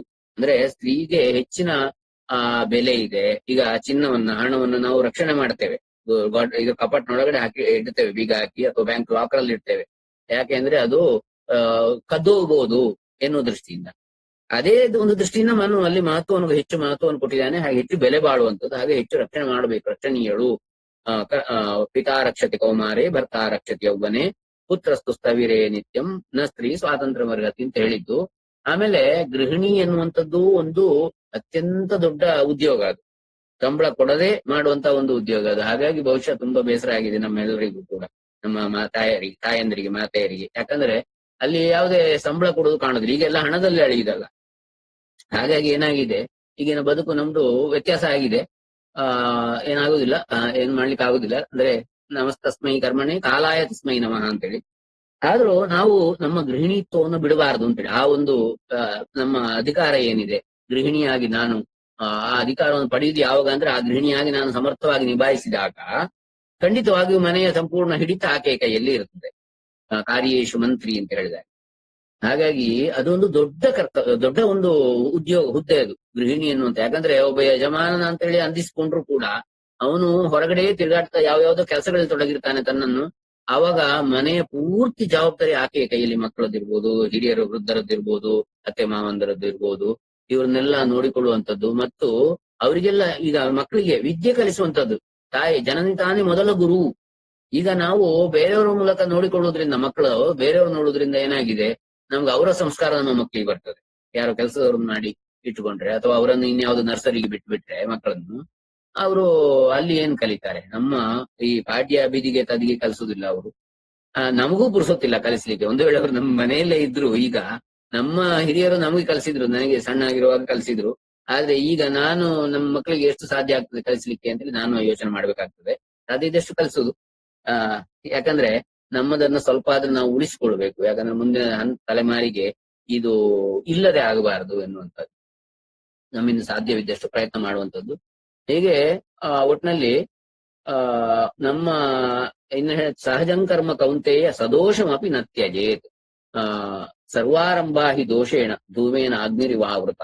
ಮಾಡುವ ಎಲ್ಲ ಕರ್ಮಗಳಲ್ಲಿಯೂ ಸ್ವಲ್ಪ ಸ್ವಲ್ಪ ದೋಷ ಇದ್ದೇ ಇರ್ತದೆ. ದೋಷ ಇಲ್ಲದ ಕರ್ಮ ಅಂತ ಯಾವುದೂ ಇಲ್ಲ. ಈಗ ಪೌರೋಹಿತ್ಯಂ ರಜನಿಚರಿತಂ ಗ್ರಾಮಣಿತ್ವಂ ನಿಯೋಗೋ ಅಂತ ಶಂಕರಾಚಾರ್ಯರು ಒಂದು ಅಲ್ಲಿ ಹೇಳ್ತಾರೆ. ಅಂದ್ರೆ ಪೌರೋಹಿತ್ಯ ಮಾಡುದು ಕೂಡ ಒಂದು ಏನು, ನನಗೆ ಕೊಡಬೇಡ ಜನ್ಮಾಂತರೇಶು ಅಂತ ಹೇಳ್ತಾರೆ ಶಂಕರಾಚಾರ್ಯರಲ್ಲಿ. ಯಾವುದು ಈ ಕೆಲಸಗಳನ್ನು ನನಗೆ ಕೊಡಬೇಡ ಅಂತ. ಯಾಕಂದ್ರೆ ಅಲ್ಲಿ ಅದೊಂದು ಅಲ್ಲಿ ಕೂಡ ಏನು ತಪ್ಪಾಗ್ತದೆ ಅಂದ್ರೆ ದೇವರ ಸೇವೆ ಇದು ಮಾಡುವಂತದ್ದು, ಯಜ್ಞ ಯಾಗಾದಿಗಳು ಪೂಜೆ ಪುನಸ್ಕಾರ ಮಾಡುವಾಗ ದೋಷಗಳು ಆಗಬಹುದು. ಅಥವಾ ಅವರ ಏನು ಪರಾನ್ನ ಅಲ್ಲಿ ಹೋದಾಗ ಅಲ್ಲಿಯೇ ಊಟ ಯಾವಾಗ್ಲೂ ಕೂಡ ಹೋದಲ್ಲಿ ಇತ್ಯಾದಿ. ಆಮೇಲೆ ಪಿತೃ ಕಾರ್ಯಗಳನ್ನ ಮಾಡಿಸುವಂಥದ್ದು, ಪಿತೃಭೋಜನ ಇತ್ಯಾದಿ ಎಲ್ಲ ಬರ್ತದೆ. ಹಾಗಾಗಿ ಅದು ನನಗೆ ಮಾಡಿಸ್ಬೇಡ, ಅಂತ ಜನ್ಮ ಕೊಡ್ಬೇಡ ಅಂತ ಒಂದು ಶ್ಲೋಕದಲ್ಲಿ ಹಾಗೆ ಬರ್ತದೆ. ಹಾಗಂತ ಮಾಡಬಾರ್ದು ಅಂತಲ್ಲ. ಒಟ್ನಲ್ಲಿ ಅಂದ್ರೆ ಎಲ್ಲದರಲ್ಲೂ ದೋಷ ಕಾಣ್ತದೆ ಅಂತ ನಮಗೆ. ಆದರೂ ಕೂಡ ಅದು ಹೇಗೆ ಅಂತ ಕೇಳಿದ್ರೆ ಧೂಮೇನ ಅಗ್ನಿ ಆವೃತ. ಈಗ ಅಗ್ನಿ ಬೇಕು ಅಂತ ಆದ್ರೆ ಅಲ್ಲಿ ಹೊಗೆಯೂ ಇರ್ಬೇಕಾಗ್ತದೆ, ಹೊಗೆ ಇರ್ತದೆ ಅಗ್ನಿಯೊಟ್ಟಿಗೆ. ಹಾಗೆ ಮತ್ತೆ ಮನುಷ್ಯನಾಗಿ ಹುಟ್ಟಿದಾನೆ ಅಂತೇಳಿ ಆದ್ಮೇಲೆ ದೋಷ ಇದ್ದೇ ಇರ್ತದೆ ಅಂತ. ಯಾಕಂದ್ರೆ ರಜೋಗುಣ ಹೆಚ್ಚಾದ್ರೆ ಇದು ಮನುಷ್ಯನಾಗಿ ಹುಟ್ಟುವಂಥದ್ದು. ಹಾಗಾಗಿ ರಜೋಗುಣ ಅಂತ ಹೇಳಿದ್ರೆ ಅದು ಮಧ್ಯಮವಾದದ್ದೇ. ಅಲ್ಲಿ ತಮಸ್ಸು ಸತ್ವ ರಜ ಮಿಶ್ರ ಅಥವಾ ರಜೋ ತಮಸ್ಸು ಮಿಶ್ರ ಹೀಗಿರ್ತದೆ, ಮಧ್ಯಮವಾಗಿರ್ತದೆ. ಹಾಗಾಗಿ ಅಲ್ಲಿ ದೋಷ ಇಲ್ಲದೆ ಇದ್ರೆ ಜನ್ಮವೇ ಇಲ್ಲ ಅಲ್ಲ. ಹಾಗಾಗಿ ಜನ್ಮ ಇರುವಂತದ್ದು, ಜನ್ಮ ಯಾಕೆ ಅಂತ ಹೇಳಿದ್ರೆ ಯಾವುದೋ ದೋಷ ಅಥವಾ ಯಾವುದೋ ಕರ್ಮವನ್ನು ಅನುಭವಿಸ್ಲಿಕ್ಕೋಸ್ಕರವೇ ಜನ್ಮ ಇರುವಂತದ್ದು. ಹಾಗಾಗಿ ಅಸಕ್ತ ಬುದ್ಧಿ ಸರ್ವತ್ರ ಜಿತಾತ್ಮ ವಿಗತ ಸ್ಪೃಹ. ಹಾಗಾಗಿ ನಾವು ಜನ್ಮವಿಲ್ಲದ ಹಾಗೆ ಮಾಡಿಕೊಳ್ಳುವಂಥದ್ದು ಅಂತೇಳಿ ಒಂದರ್ಥ ಮೋಕ್ಷ ಅಂತ ಹೇಳಿದ್ರೆ. ಇನ್ನೊಂದೇನು ಅಂದ್ರೆ ಹುಟ್ಟಿದ್ರು ಕೂಡ ಜೀವನ್ಮುಕ್ತರಾಗಿ ಹುಟ್ಟುವಂತಹದ್ದು. ಈಗ ಶುಕ ಮುನಿ ಅದಕ್ಕೆ ಒಳ್ಳೆ ಉದಾಹರಣೆ ನಮಗೆ ಭಾಗವತದಲ್ಲಿ ನಾವು ಕಾಣುತ್ತೇವೆ. ವ್ಯಾಸರ ಪುತ್ರ ಮಗ ಹುಟ್ಟುವಾಗ್ಲೇ ಜೀವನ್ಮುಕ್ತ ಅಂದ್ರೆ ತನ್ನ ಸ್ವರೂಪ ಏನು, ತಾನು ಯಾರು, ತಾನು ಆತ್ಮಸ್ವರೂಪಿ ಎನ್ನುವುದನ್ನ ಅರಿತುಕೊಂಡೇ ಇದ್ದಂಥವ್ರು. ಹಾಗೆ ಹುಟ್ಟಿ ಲೋಕೋದ್ಧಾರವನ್ನು ಮಾಡಬಹುದು. ಹಾಗಾಗಿ ಹುಟ್ಟುವುದು ಸಾಯುವುದು ಎನ್ನುವಂಥದ್ದು ಆ ಶರೀರಕ್ಕೆ ಎನ್ನುವುದನ್ನ ಅರಿತು ಹುಟ್ಟಿದ್ರು ಸತ್ರು ತೊಂದರೆ ಇಲ್ಲ. ಯಾಕಂದ್ರೆ ಹುಟ್ಟುವುದು ಸಾಯುವುದು ಶರೀರ ಅಷ್ಟೇ ಅಂತ ಇರ್ಲಿ. ಒಟ್ಟಿನಲ್ಲಿ ಆಸಕ್ತ ಬುದ್ಧಿಯ ಯಾವುದ್ರಲ್ಲಿ ಆಸಕ್ತಿ ಇಲ್ಲದೆ ಮಾಡಿದ್ರೆ ಕರ್ಮವನ್ನ ಆಸಕ್ತಿ ಇಲ್ಲದೆ ಮಾಡುದು ಹೇಗೆ ಅಂದ್ರೆ ಅದರ ಫಲದ ಆಸಕ್ತಿ ಇಲ್ಲದೆ ಅಂತ, ಕರ್ಮದಲ್ಲಿ ಆಸಕ್ತಿ ಇಲ್ಲದೆ ಅಂತ ಅರ್ಥ ಅಲ್ಲ. ಅದರಲ್ಲಿ ಅಂಟು ಇರಬಾರ್ದು. ನಮಗೆ ಕರ್ತವ್ಯ ದೃಷ್ಟಿಯಿಂದ ಮಾಡಬೇಕು. ನನ್ನ ಕರ್ತವ್ಯ ಇದು ಎನ್ನುವ ದೃಷ್ಟಿಯಿಂದ ಮಾಡಬೇಕು. ಆಮೇಲೆ ಜಿತಾತ್ಮ ತನ್ನನ್ನು ತಾನು ನಿಗ್ರಹಿಸಿಕೊಂಡು ವಿಗತ ಸ್ಪೃಹ ಅದೇ ಆಸೆಯನ್ನ ಬಿಟ್ಟು ಮಾಡಿದ್ರೆ ನೈಷ್ಕರ್ಮ್ಯ ಸಿದ್ಧಿಂ ಪರಮಾಂ ಸನ್ಯಾಸೇನ ಅಧಿಗಚ್ಚತಿ. ಸನ್ಯಾಸ ಅಂದ್ರೆ ಸಮ್ಯಕ್ ನ್ಯಾಸ, ಚೆನ್ನಾಗಿ ಬಿಡುದು ಯಾವ್ದನ್ನ, ಕರ್ತೃತ್ವವನ್ನು ಬಿಡುವಂತದ್ದು, ನಾನು ಮಾಡುವವನು ಎನ್ನುವುದನ್ನು ಬಿಡುವಂತದ್ದು. ಇದು ಆಶ್ರಮ ಸನ್ಯಾಸ ಅಲ್ಲ ಹೇಳ್ತಾ ಇರುವಂತದ್ದು. ಇದು ಆಶ್ರಮ ಸನ್ಯಾಸಾಶ್ರಮ ಬೇರೆ ಇದೆ. ಇದು ಹೇಳುವಂತದ್ದು ಗೃಹಸ್ಥನಾಗಿದ್ದುಕೊಂಡು ಕೂಡ ನಾವು ಹೇಗೆ ಅಂಟದೇ ಇರುವುದು ಅಂತ ಕರ್ಮಗಳಿಗೆ.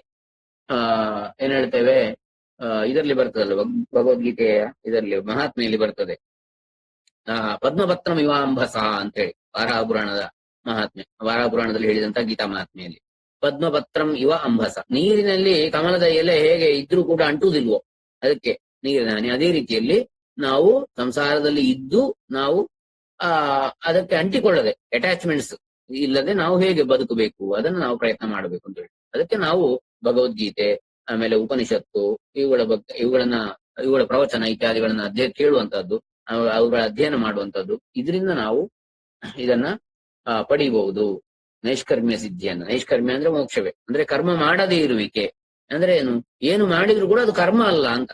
ಕರ್ತೃತ್ವ ಇಲ್ಲದೆ ಮಾಡಿದ್ರೆ, ಫಲಾಸಕ್ತಿ ಇಲ್ಲದೆ ಮಾಡಿದ್ರೆ ಅಥವಾ ಭಗವದರ್ಪಣ ಬುದ್ಧಿಯಿಂದ ಮಾಡಿದ್ರೆ ಅದು ಕರ್ಮವಾಗುವುದಿಲ್ಲ, ಪಾಪ ಪುಣ್ಯಗಳು ಅಂಟುವುದಿಲ್ಲ. ಇನ್ನು ಈಗ ಷಟ್ಕರ್ಮಗಳು ಅಂತೇಳಿ ನಮಗೆ ಬ್ರಾಹ್ಮಣರಿಗೆ ಏನು ಹೇಳಿದ್ದಾರೆ ಅಂತ ಹೇಳಿದ್ರೆ ಯಜನ, ಯಾಜನ, ಅಧ್ಯಯನ, ಅಧ್ಯಾಪನ, ದಾನ, ಪ್ರತಿಗ್ರಹ ಅಂತೇಳಿ.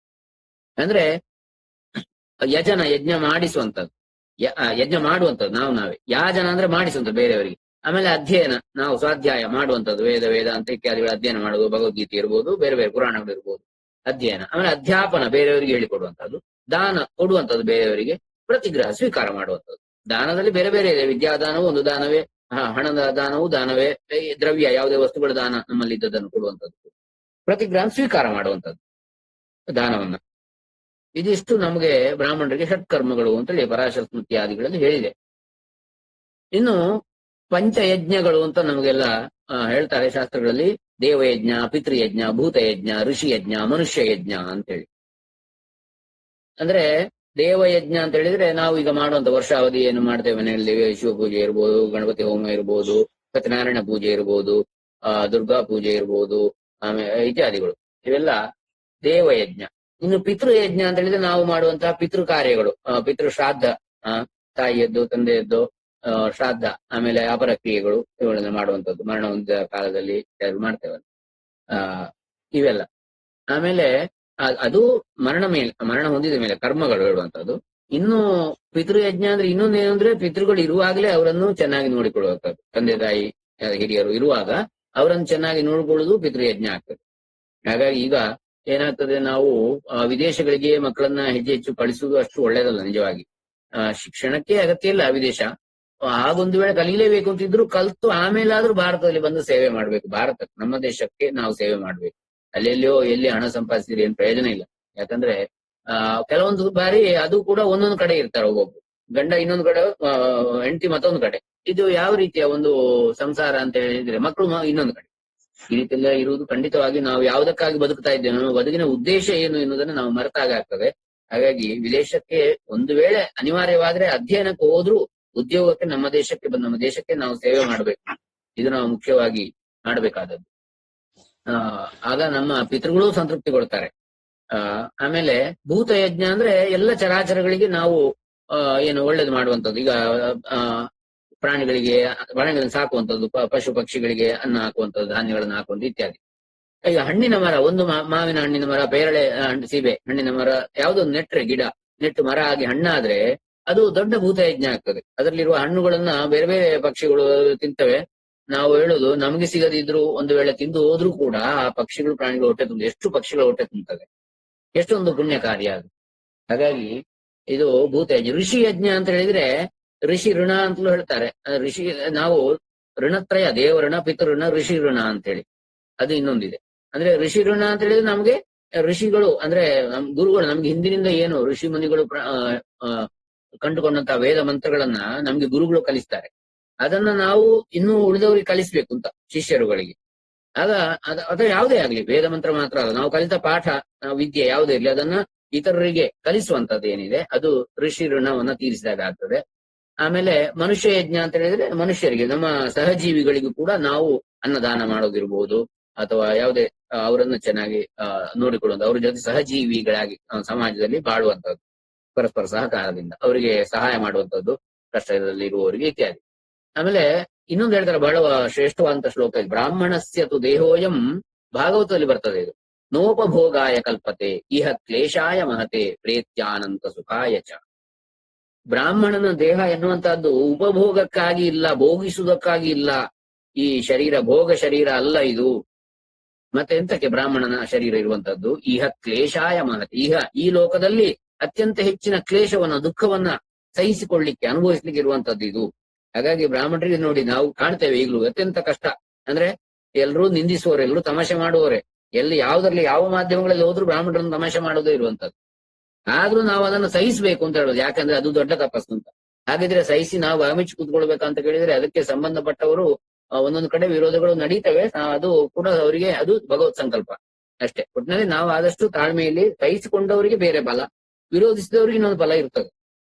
ಯಾಕಂದ್ರೆ ಅದು ಕೂಡ ಕೆಲವು ಕಡೆ ಬೇಕಾಗ್ತದೆ. ಪೂರ್ತಿ ನಾವು ಸುಮ್ಮನೆ ಕೂತ್ಕೊಳ್ಬೇಕು ಅಂತ ಹೇಳಿಕ್ಕಾಗಿಲ್ಲ. ಗೃಹಸ್ಥರಾದವರು, ಸನ್ಯಾಸಿಗಳಾದ್ರೂ ಹೋರಾಟ ಮಾಡ್ಲಿಕ್ಕಿಲ್ಲ, ಅವರು ಸಾಧುಗಳು, ಸಾಧು ಸಂತರು, ಅವರ ಇದನ್ನೇ ಹಾಗೆ. ಆದ್ರೆ ಗೃಹಸ್ಥರಾದವರು ಕೆಲವು ಸಲ ಸಮಾಜ ವ್ಯವಹಾರದ ಚೌಕಟ್ಟಿನಲ್ಲಿ ಹೋರಾಟಗಳು ಕೆಲವು ಸಲ ಬೇಕಾಗ್ತದೆ, ಅನಿವಾರ್ಯವಾಗ್ತದೆ. ಹಾಗಾಗಿ ಒಟ್ಟಿನಲ್ಲಿ ಇದು ಕ್ಲೇಶವನ್ನು ಅನುಭವಿಸ್ಲಿಕ್ಕೆ ಇರುವಂತದ್ದು ಬ್ರಾಹ್ಮಣ ದೇಹ ಇಲ್ಲಿ. ಅಂದ್ರೆ ಕ್ಲೇಶವನ್ನು ಅನುಭವಿಸ್ಲಿಕ್ಕೆ ಅಂದ್ರೆ ಯಾವಾಗಲೂ ಕಷ್ಟಪಡಬೇಕು ಅಂದ್ರೆ, ಕಷ್ಟಪಡ್ಬೇಕು ಅಂದ್ರೆ ಲೋಕೋದ್ಧಾರಕ್ಕಾಗಿ ನಾವು ಬದುಕಬೇಕು, ಲೋಕಕ್ಕಾಗಿ, ವೇದಕ್ಕಾಗಿ, ಅಂದ್ರೆ ಧರ್ಮಕ್ಕಾಗಿ, ಇದನ್ನು ಉಳಿಸುವುದಕ್ಕಾಗಿ ನಾವು ನಮ್ಮನ್ನ ತೊಡಗಿಸಿಕೊಳ್ಳಬೇಕು. ನಮ್ಮ ಸ್ವಂತಕ್ಕೆ ಕಡಿಮೆ, ಸಮಾಜಕ್ಕೆ ಹೆಚ್ಚು. ಅಂದ್ರೆ ನಾವು ನಮ್ಮ ಸಂಪಾದನೆಯನ್ನೇ ಮಾಡುವ ಉದ್ದೇಶದಿಂದ ಹೆಚ್ಚು ಹೆಚ್ಚು ಬದುಕಬಾರ್ದು. ಹೆಚ್ಚೆಚ್ಚು ಸಂಪಾದನೆ ಮಾಡೋದು, ಹೆಚ್ಚೆಚ್ಚು ಬಂಗ್ಲೆ ಕಟ್ಟೋದು, ಹೆಚ್ಚೆಚ್ಚು ಜಾಗ ಮಾಡೋದು, ಹೆಚ್ಚೆಚ್ಚು ಕಾರ್ ತಗೊಳ್ಳೋದು, ಇದರಲ್ಲೇ ನಾವು ಹೆಚ್ಚು ತೊಡಗಿಸಿಕೊಳ್ಬಾರ್ದು. ನಮ್ಮ ಸಮಯವನ್ನ ಹೆಚ್ಚು ಹೆಚ್ಚು ಅಧ್ಯಯನ ಮಾಡ್ಲಿಕ್ಕೆ, ಹೆಚ್ಚೆಚ್ಚು ಅಧ್ಯಾಪನ ಮಾಡ್ಲಿಕ್ಕೆ, ಯಜನ ಯಾಜನ ಇಂಥದ್ದಕ್ಕೆ ಹೆಚ್ಚು ನಾವು ಕೊಡ್ಬೇಕು. ವೇದ ಮಂತ್ರ ಇತ್ಯಾದಿಗಳ ಅಧ್ಯಯನ, ಪುರಾಣಗಳು, ಇವುಗಳಿಗೆ ನಾವು ಹೆಚ್ಚು ಕೊಡಬೇಕು ಎನ್ನುವಂಥದ್ದು. ಇಹ ಕ್ಲೇಶಾಯ ಮಹತೆ ಪ್ರೇತ್ಯಾನಂತ ಸುಖಾಯ. ಯಾಕಂದ್ರೆ ಪ್ರೇತ್ಯ ಆಮೇಲೆ ಮರಣ ಹೊಂದಿದ ನಂತರ ಅನಂತ ಸುಖವನ್ನು ನಾವು ಪಡಿತೇವೆ. ಹಾಗೆ ಮಾಡುವುದರಿಂದಾಗಿ ಅನಂತ ಸುಖ ಅಂದ್ರೆ ಮೋಕ್ಷವನ್ನು ನಾವು ಹೊಂದಬಹುದು ಅಂತ ಭಾಗವತದಲ್ಲಿ ಹೇಳಿದೆ. ಹೀಗೆ ನಾವು ಈಗಾಗಲೇ ಉಪನಯನ, ಸಂಧ್ಯೋಪಾಸನೆ, ಗಾಯತ್ರಿಯ ಮಹತ್ವ ಎಲ್ಲ ನೋಡಿದ್ವಿ. ಗಾಯಂತಂತ್ರಾಯತೆ, ಗಯಾನ್ ಪ್ರಾಣಾಂತ್ರಾಯತೆ ಇತಿ ಗಾಯತ್ರಿ ಅಂತೇಳಿ. ಅಂದ್ರೆ ಅದನ್ನ ಉಚ್ಚರಿಸುವವನನ್ನು ಅದು ರಕ್ಷಣೆ ಮಾಡ್ತದೆ, ಹಾಗೆ ನಮ್ಮ ಪ್ರಾಣಗಳನ್ನು ರಕ್ಷಣೆ ಮಾಡ್ತದೆ. ಹಾಗಾಗಿ ಗಾಯತ್ರಿ ಅನುಷ್ಠಾನದಿಂದ ನಮ್ಗೆ ಏನ್ ಸಿಕ್ಕಿದೆ ಅಂದ್ರೆ, ಮಾಡಿದವರಿಗೆ ಈಗ ಏನೇನು ಒಳ್ಳೇದಾಗಿದೆ ಅದೆಲ್ಲವೂ ಅದರಿಂದ ಅಂತ ನಾವು ತಿಳಿಬೇಕು. ನಮಗೆ ದೇವರಿಂದ ಒಳ್ಳೇದಾದದ್ದು ಗೊತ್ತಾಗುದಿಲ್ಲ. ಆದ್ರೆ ಏನಾದ್ರು ಕಷ್ಟ ಬಂದ್ರೆ, ನಾನಿಷ್ಟು ದೇವರನ್ನು ನಂಬಿಯೂ ನಾನಿಷ್ಟು ಒಳ್ಳೇದನ್ನು ಮಾಡಿದ್ರು ನನಗೆ ಹೀಗೆ ಕಷ್ಟ ಆಯ್ತಲ್ಲ, ದೇವರು ಕಣ್ಣು ಬಿಡ್ಲಿಲ್ಲಲ್ಲ ಅಂತ ನಾವು ಅಂದ್ಕೊಳ್ತೇವೆ.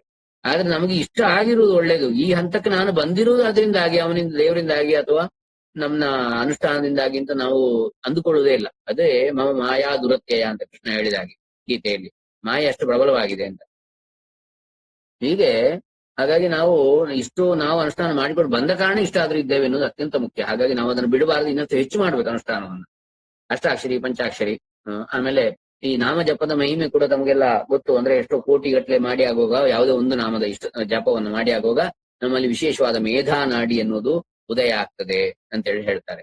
ಅದರಿಂದ ನಮ್ಮ ಮೇಧಾಶಕ್ತಿ ಅತ್ಯಂತ ವೃದ್ಧಿ ಆಗ್ತದೆ. ವಿವೇಕಾನಂದರಿಗೆ ಅದು ಆಗಿತ್ತು. ವಿವೇಕಾನಂದರು ಒಂದು ಕ್ಷಣದಲ್ಲಿ ಇಡೀ ದೇಶದಷ್ಟು ದಪ್ಪದ ಪುಸ್ತಕಗಳನ್ನ ಒಂದು ಕೆಲವೇ ಸಮಯದಲ್ಲಿ ಅವರು ಅಧ್ಯಯನ ಮಾಡುವ ಸಾಮರ್ಥ್ಯ ಹೊಂದಿದ್ರು ಎನ್ನುವುದನ್ನು ನಾವು ಅವರ ಜೀವನದ ಕಥೆಗಳಲ್ಲಿ ನೋಡ್ತೇವೆ, ಚರಿತ್ರೆಯಲ್ಲಿ. ಹಾಗೆ ನಾವು ಈಗ ಹೇಗೆ ಹಂತ ಹಂತವಾಗಿ ಮೇಲೆ ಹೋಗುವುದು ಅಂತ ಹೇಳಿದ್ರೆ, ಪಾಪ ಕರ್ಮವನ್ನು ಮಾಡ್ತಾ ಇರುವವರು ಪುಣ್ಯಕರ್ಮ ಮಾಡಬೇಕು. ಪುಣ್ಯಕರ್ಮ ಮಾಡ್ತಾ ಇರುವವರು ಏನ್ ಮಾಡ್ಬೇಕು? ವೇದೋಕ್ತವಾದ, ಶಾಸ್ತ್ರೋಕ್ತವಾದಂತಹ ವಿಹಿತ ಕರ್ಮ ಏನಿದೆ, ನಮಗೆ ವೇದ ಶಾಸ್ತ್ರಗಳು ಹೇಳಿರ್ತಕ್ಕಂಥದ್ದು ಅದು. ಆಮೇಲೆ ಸ್ವಧರ್ಮ, ನನ್ನದಾದ ವರ್ಣ ಧರ್ಮ ಏನಿದೆ, ಆಶ್ರಮ ಧರ್ಮ ಏನಿದೆ, ವರ್ಣಾಶ್ರಮ ಧರ್ಮ, ಸ್ವಧರ್ಮ, ಸ್ವಧರ್ಮ ಅಂದ್ರೆ ನನ್ನ ವೃತ್ತಿ ಧರ್ಮವು ಸ್ವಧರ್ಮವೇ, ಆಮೇಲೆ ನನ್ನ ಜಾತಿ ಧರ್ಮವು ಸ್ವಧರ್ಮವೇ. ಈಗ ಇದೆಲ್ಲ ಸ್ವಧರ್ಮ ಆಗ್ತದೆ. ನಾನು ಬ್ರಾಹ್ಮಣನಾಗಿ ಹುಟ್ಟಿದ ಮೇಲೆ ಆ ಆಮೇಲೆ ನಮ್ಮ ಸಂಪ್ರದಾಯದಲ್ಲಿ ಏನೇನಿದೆ ಆಚಾರ ವಿಚಾರ ಅದನ್ನು ಮಾಡಿಕೊಂಡು ಬರುವಂತಹದ್ದು ಸ್ವಧರ್ಮವೇ ಆಗ್ತದೆ. ವರ್ಣಾಶ್ರಮ ಧರ್ಮ ಇದನ್ನು ಮಾಡುವಂತಹದ್ದು. ಆಮೇಲೆ ಆಶ್ರಮ ಅಂದ್ರೆ ಗೃಹಸ್ಥ ಆಶ್ರಮದಲ್ಲಿ ಏನೇನು ಮಾಡ್ಬೇಕು ಅದನ್ನು ಮಾಡಬೇಕು. ಬ್ರಹ್ಮಚಾರಿ ಅವನ ಆಶ್ರಮದಲ್ಲಿ ಏನ್ ಮಾಡ್ಬೇಕು ಅದನ್ನ. ಆಮೇಲೆ ಕರ್ತವ್ಯ ಕರ್ಮ ನಾವೇನ್ ಮಾಡಬೇಕಾದ ಅದನ್ನು ಮಾಡುವಂತದ್ದು. ಆಮೇಲೆ ಇದ್ರ ಕರ್ಮ ಯೋಗಕ್ಕೆ ನಾವು ಮೇಲೆ ಹೋಗ್ಬೇಕು. ಕರ್ಮ ಯೋಗ ಅಂದ್ರೆ ಅದೇ ಆಗ ಹೇಳಿದಾಗ ಬೇರೆ ಬೇರೆ 3 ಹಂತಗಳಲ್ಲಿ. ಒಂದು ಫಲವನ್ನು ಬಯಸದೇ ಮಾಡುವಂತ ಕರ್ಮ ಅಂದ್ರೆ ಏನರ್ಥ, ಬಂದ ಫಲವನ್ನು ತಿರಸ್ಕರಿಸುವಂತ ಅರ್ಥ ಅಲ್ಲ. ಕರ್ಮವನ್ನು ಮಾಡುವಾಗಲೇ ಅದು ನನಗೆ ಅದು ಸಿಗ್ತದೆ ಹಾಗಾಗಿ ನಾನು ಮಾಡ್ತೇನೆ ಅಂತ ಮಾಡಬಾರದು.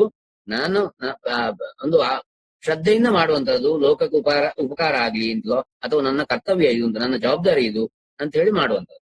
ಮಾಡಿದ ಮೇಲೆ ಏನೋ ಒಂದು ಫಲ ಮಾಡಿದ್ದಕ್ಕೆ ಇದ್ದೇ ಇರ್ತದೆ ಫಲ, ಅದು ಸಿಗ್ತದೆ ಅಂತ ಪ್ರೀತಿಯಿಂದ ಸಂತೃಪ್ತಿ ತಗೊಳ್ಳುವಂತದ್ದು. ಎದುರ್ಚಾಲಾಭ ಸಂತುಷ್ಟನಾಗಿ ಸಿಕ್ಕಿದ್ರಲ್ಲಿ ತೃಪ್ತಿ ಇರಬೇಕು. ನನಗೆ ಇಷ್ಟು ಸಿಗ್ಬೇಕಿತ್ತು ಇಷ್ಟೇ ಸಿಕ್ಕಿದ್ದು ಅಂತ ಅಂದುಕೊಳ್ಬಾರ್ದು.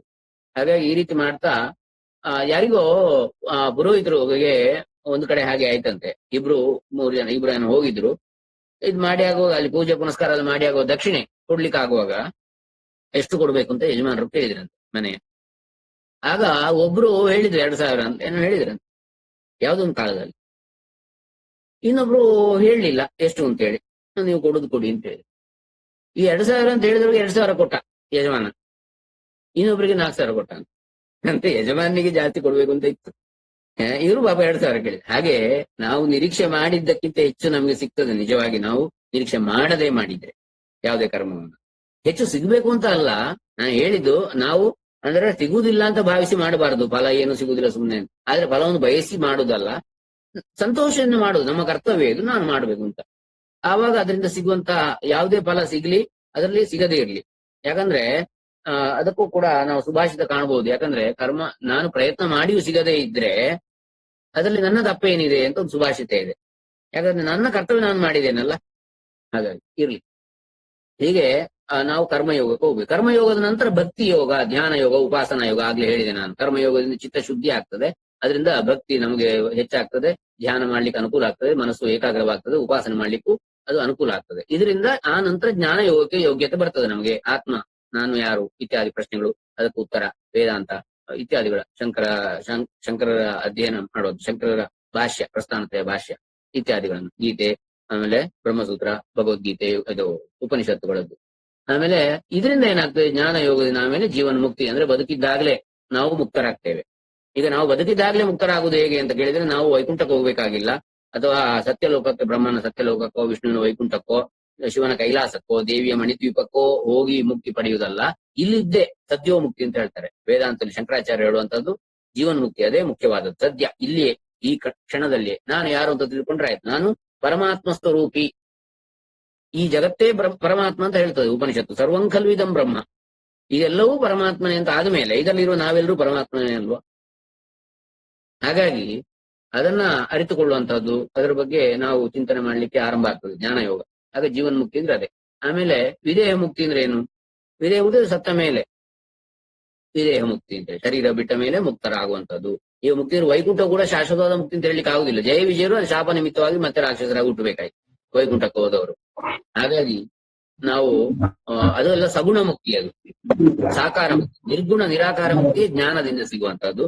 ಹಾಗಾಗಿ ಜ್ಞಾನಾದೇವ ಹಿ ಕೈವಲ್ಯಂ ನಹಿ ಜ್ಞಾನೇನ ಸದೃಶಂ ಅಂತ ಕೃಷ್ಣ ಹೇಳಿದ. ಹಾಗಾಗಿ ಇದು ಮಾನವ ಜನ್ಮದ ಪರಮ ಉದ್ದೇಶ. ಇದು ಮನುಷ್ಯನಾಗಿ ಹುಟ್ಟಿದವರಿಗೆ ಮಾತ್ರ ಇದು ಸಾಧ್ಯ ಸಾಧನೆ ಮಾಡ್ಲಿಕ್ಕೆ, ಬೇರೆ ಪಶು ಪಕ್ಷಿ ಪ್ರಾಣಿಗಳಿಗೆ ಆಗುದಿಲ್ಲ. ಹಾಗಾಗಿ ಆಹಾರ, ನಿದ್ರಾ, ಭಯ, ಮೈಥುನಾನಿ ಸಾಮಾನ್ಯ ಮೇತದ್. ಇದೆಲ್ಲ ಸಾಮಾನ್ಯ. ಯಾವುದು ಆಹಾರ, ನಿದ್ರೆ, ಈಗ ಸಂಪಾದನೆ ಮಾಡುವುದಿರ್ಬೋದು, ಹೊಟ್ಟೆ ತುಂಬಿಸ್ಕೊಳ್ಳೋದು, ಬೇರೆ ಬೇರೆ ಅದೆಲ್ಲ ಪಶುಗಳಿಗೂ ಮಾಡ್ತಾರೆ. ಯಾವ್ದು ಸಂಪಾದನೆ ಹಣ ಅಲ್ಲ, ಬೇರೆ ಹೊಟ್ಟೆ ತುಂಬಿಸ್ಕೊಳ್ಳೋದು, ನಿದ್ರೆ ಮಾಡೋದು ಇತ್ಯಾದಿಗಳು ಮಾಡ್ತಾರೆ ಪಶುಗಳು ಕೂಡ. ಆದ್ರೆ ಮನುಷ್ಯರಾಗಿ ಹುಟ್ಟಿ ಏನು ಪ್ರಯೋಜನ ಅಂದ್ರೆ, ಮನುಷ್ಯನು ಜ್ಞಾನಂ ವಿಶೇಷ, ಅವನಿಗೆ ಜ್ಞಾನ ವಿವೇಕ ಎನ್ನುವಂಥದ್ದು ವಿಶೇಷವಾದದ್ದು. ಮನುಷ್ಯನಿಗೆ ಮಾತ್ರ ಸಾಧ್ಯ ಅಧ್ಯಾತ್ಮ ಸಾಧನೆ ಮಾಡ್ಲಿಕ್ಕೆ. ಅಧ್ಯಾತ್ಮ ಸಾಧನೆ ಬ್ರಹ್ಮವಿದ್ಯೆಯಿಂದ ದೊಡ್ಡ ಬ್ರಹ್ಮಾಂಡ ಇದಲ್ಲ, ಅದು ಬ್ರಹ್ಮವಿದ್ಯೆ ಮತ್ತೇನಿಲ್ಲ. ನಾವು ಹೆಚ್ಚು ಈಗ ಭಗವದ್ಗೀತೆ ಇರ್ಬೋದು, ಬೇರೆ ಬೇರೆ ಆಧ್ಯಾತ್ಮಿಕ ಇದನ್ನ ಅಧ್ಯಯನ ಮಾಡ್ತಾ ಹೋದ ಹಾಗೆ ಶ್ರವಣ ಕೇಳುವಂತದ್ದು ಮುಖ್ಯ. ಶ್ರವಣ, ಮನನ, ನಿಧಿಧ್ಯಾಸನ, ಪ್ರವಚನಗಳನ್ನು ಕೇಳುವಂಥದ್ದು ಒಳ್ಳೊಳ್ಳೆ ಇದನ್ನ. ಆವಾಗ ನಮಗೆ ತನ್ನಿಂತಾನೆ ನಮಗೆ ಏನು ಮುಕ್ತಿ ಅಂದ್ರೆ ಏನು, ಮುಖ್ಯ ಸ್ವರೂಪ ಏನು, ನಾನು ಅಂದ್ರೆ ಯಾರು ಇತ್ಯಾದಿ ಗೊತ್ತಾಗ್ತದೆ. ಇದು ಮಾನವ ಜನ್ಮದ ಮುಖ್ಯವಾದ ಗುರಿ. ಅದನ್ನ ನಾವು ಹೊಂದಲಿಕ್ಕೆ ಇವೆಲ್ಲ ನಮ್ಗೆ ಸಹಾಯ ಆಗ್ತದೆ ಅಂತ ಹೇಳ್ತಾ ಈ ಒಂದು ಅವಕಾಶಕ್ಕೆ ಎಲ್ರಿಗೂ ಕೂಡ, ಹಾಗೆ ರಮಾನಂದ ಹೆಗಡೆಯವರಿಗೂ ಕೂಡ ವಿಶೇಷವಾಗಿ ನಾನು ಆಭಾರಿಯಾಗಿದ್ದೇನೆ. ಹಾಗೆ ಇನ್ನೇನಾದರೂ ಪ್ರಶ್ನೆಗಳು ಸಂದೇಹಗಳಿದ್ರೆ ಕೇಳ್ಬೋದು.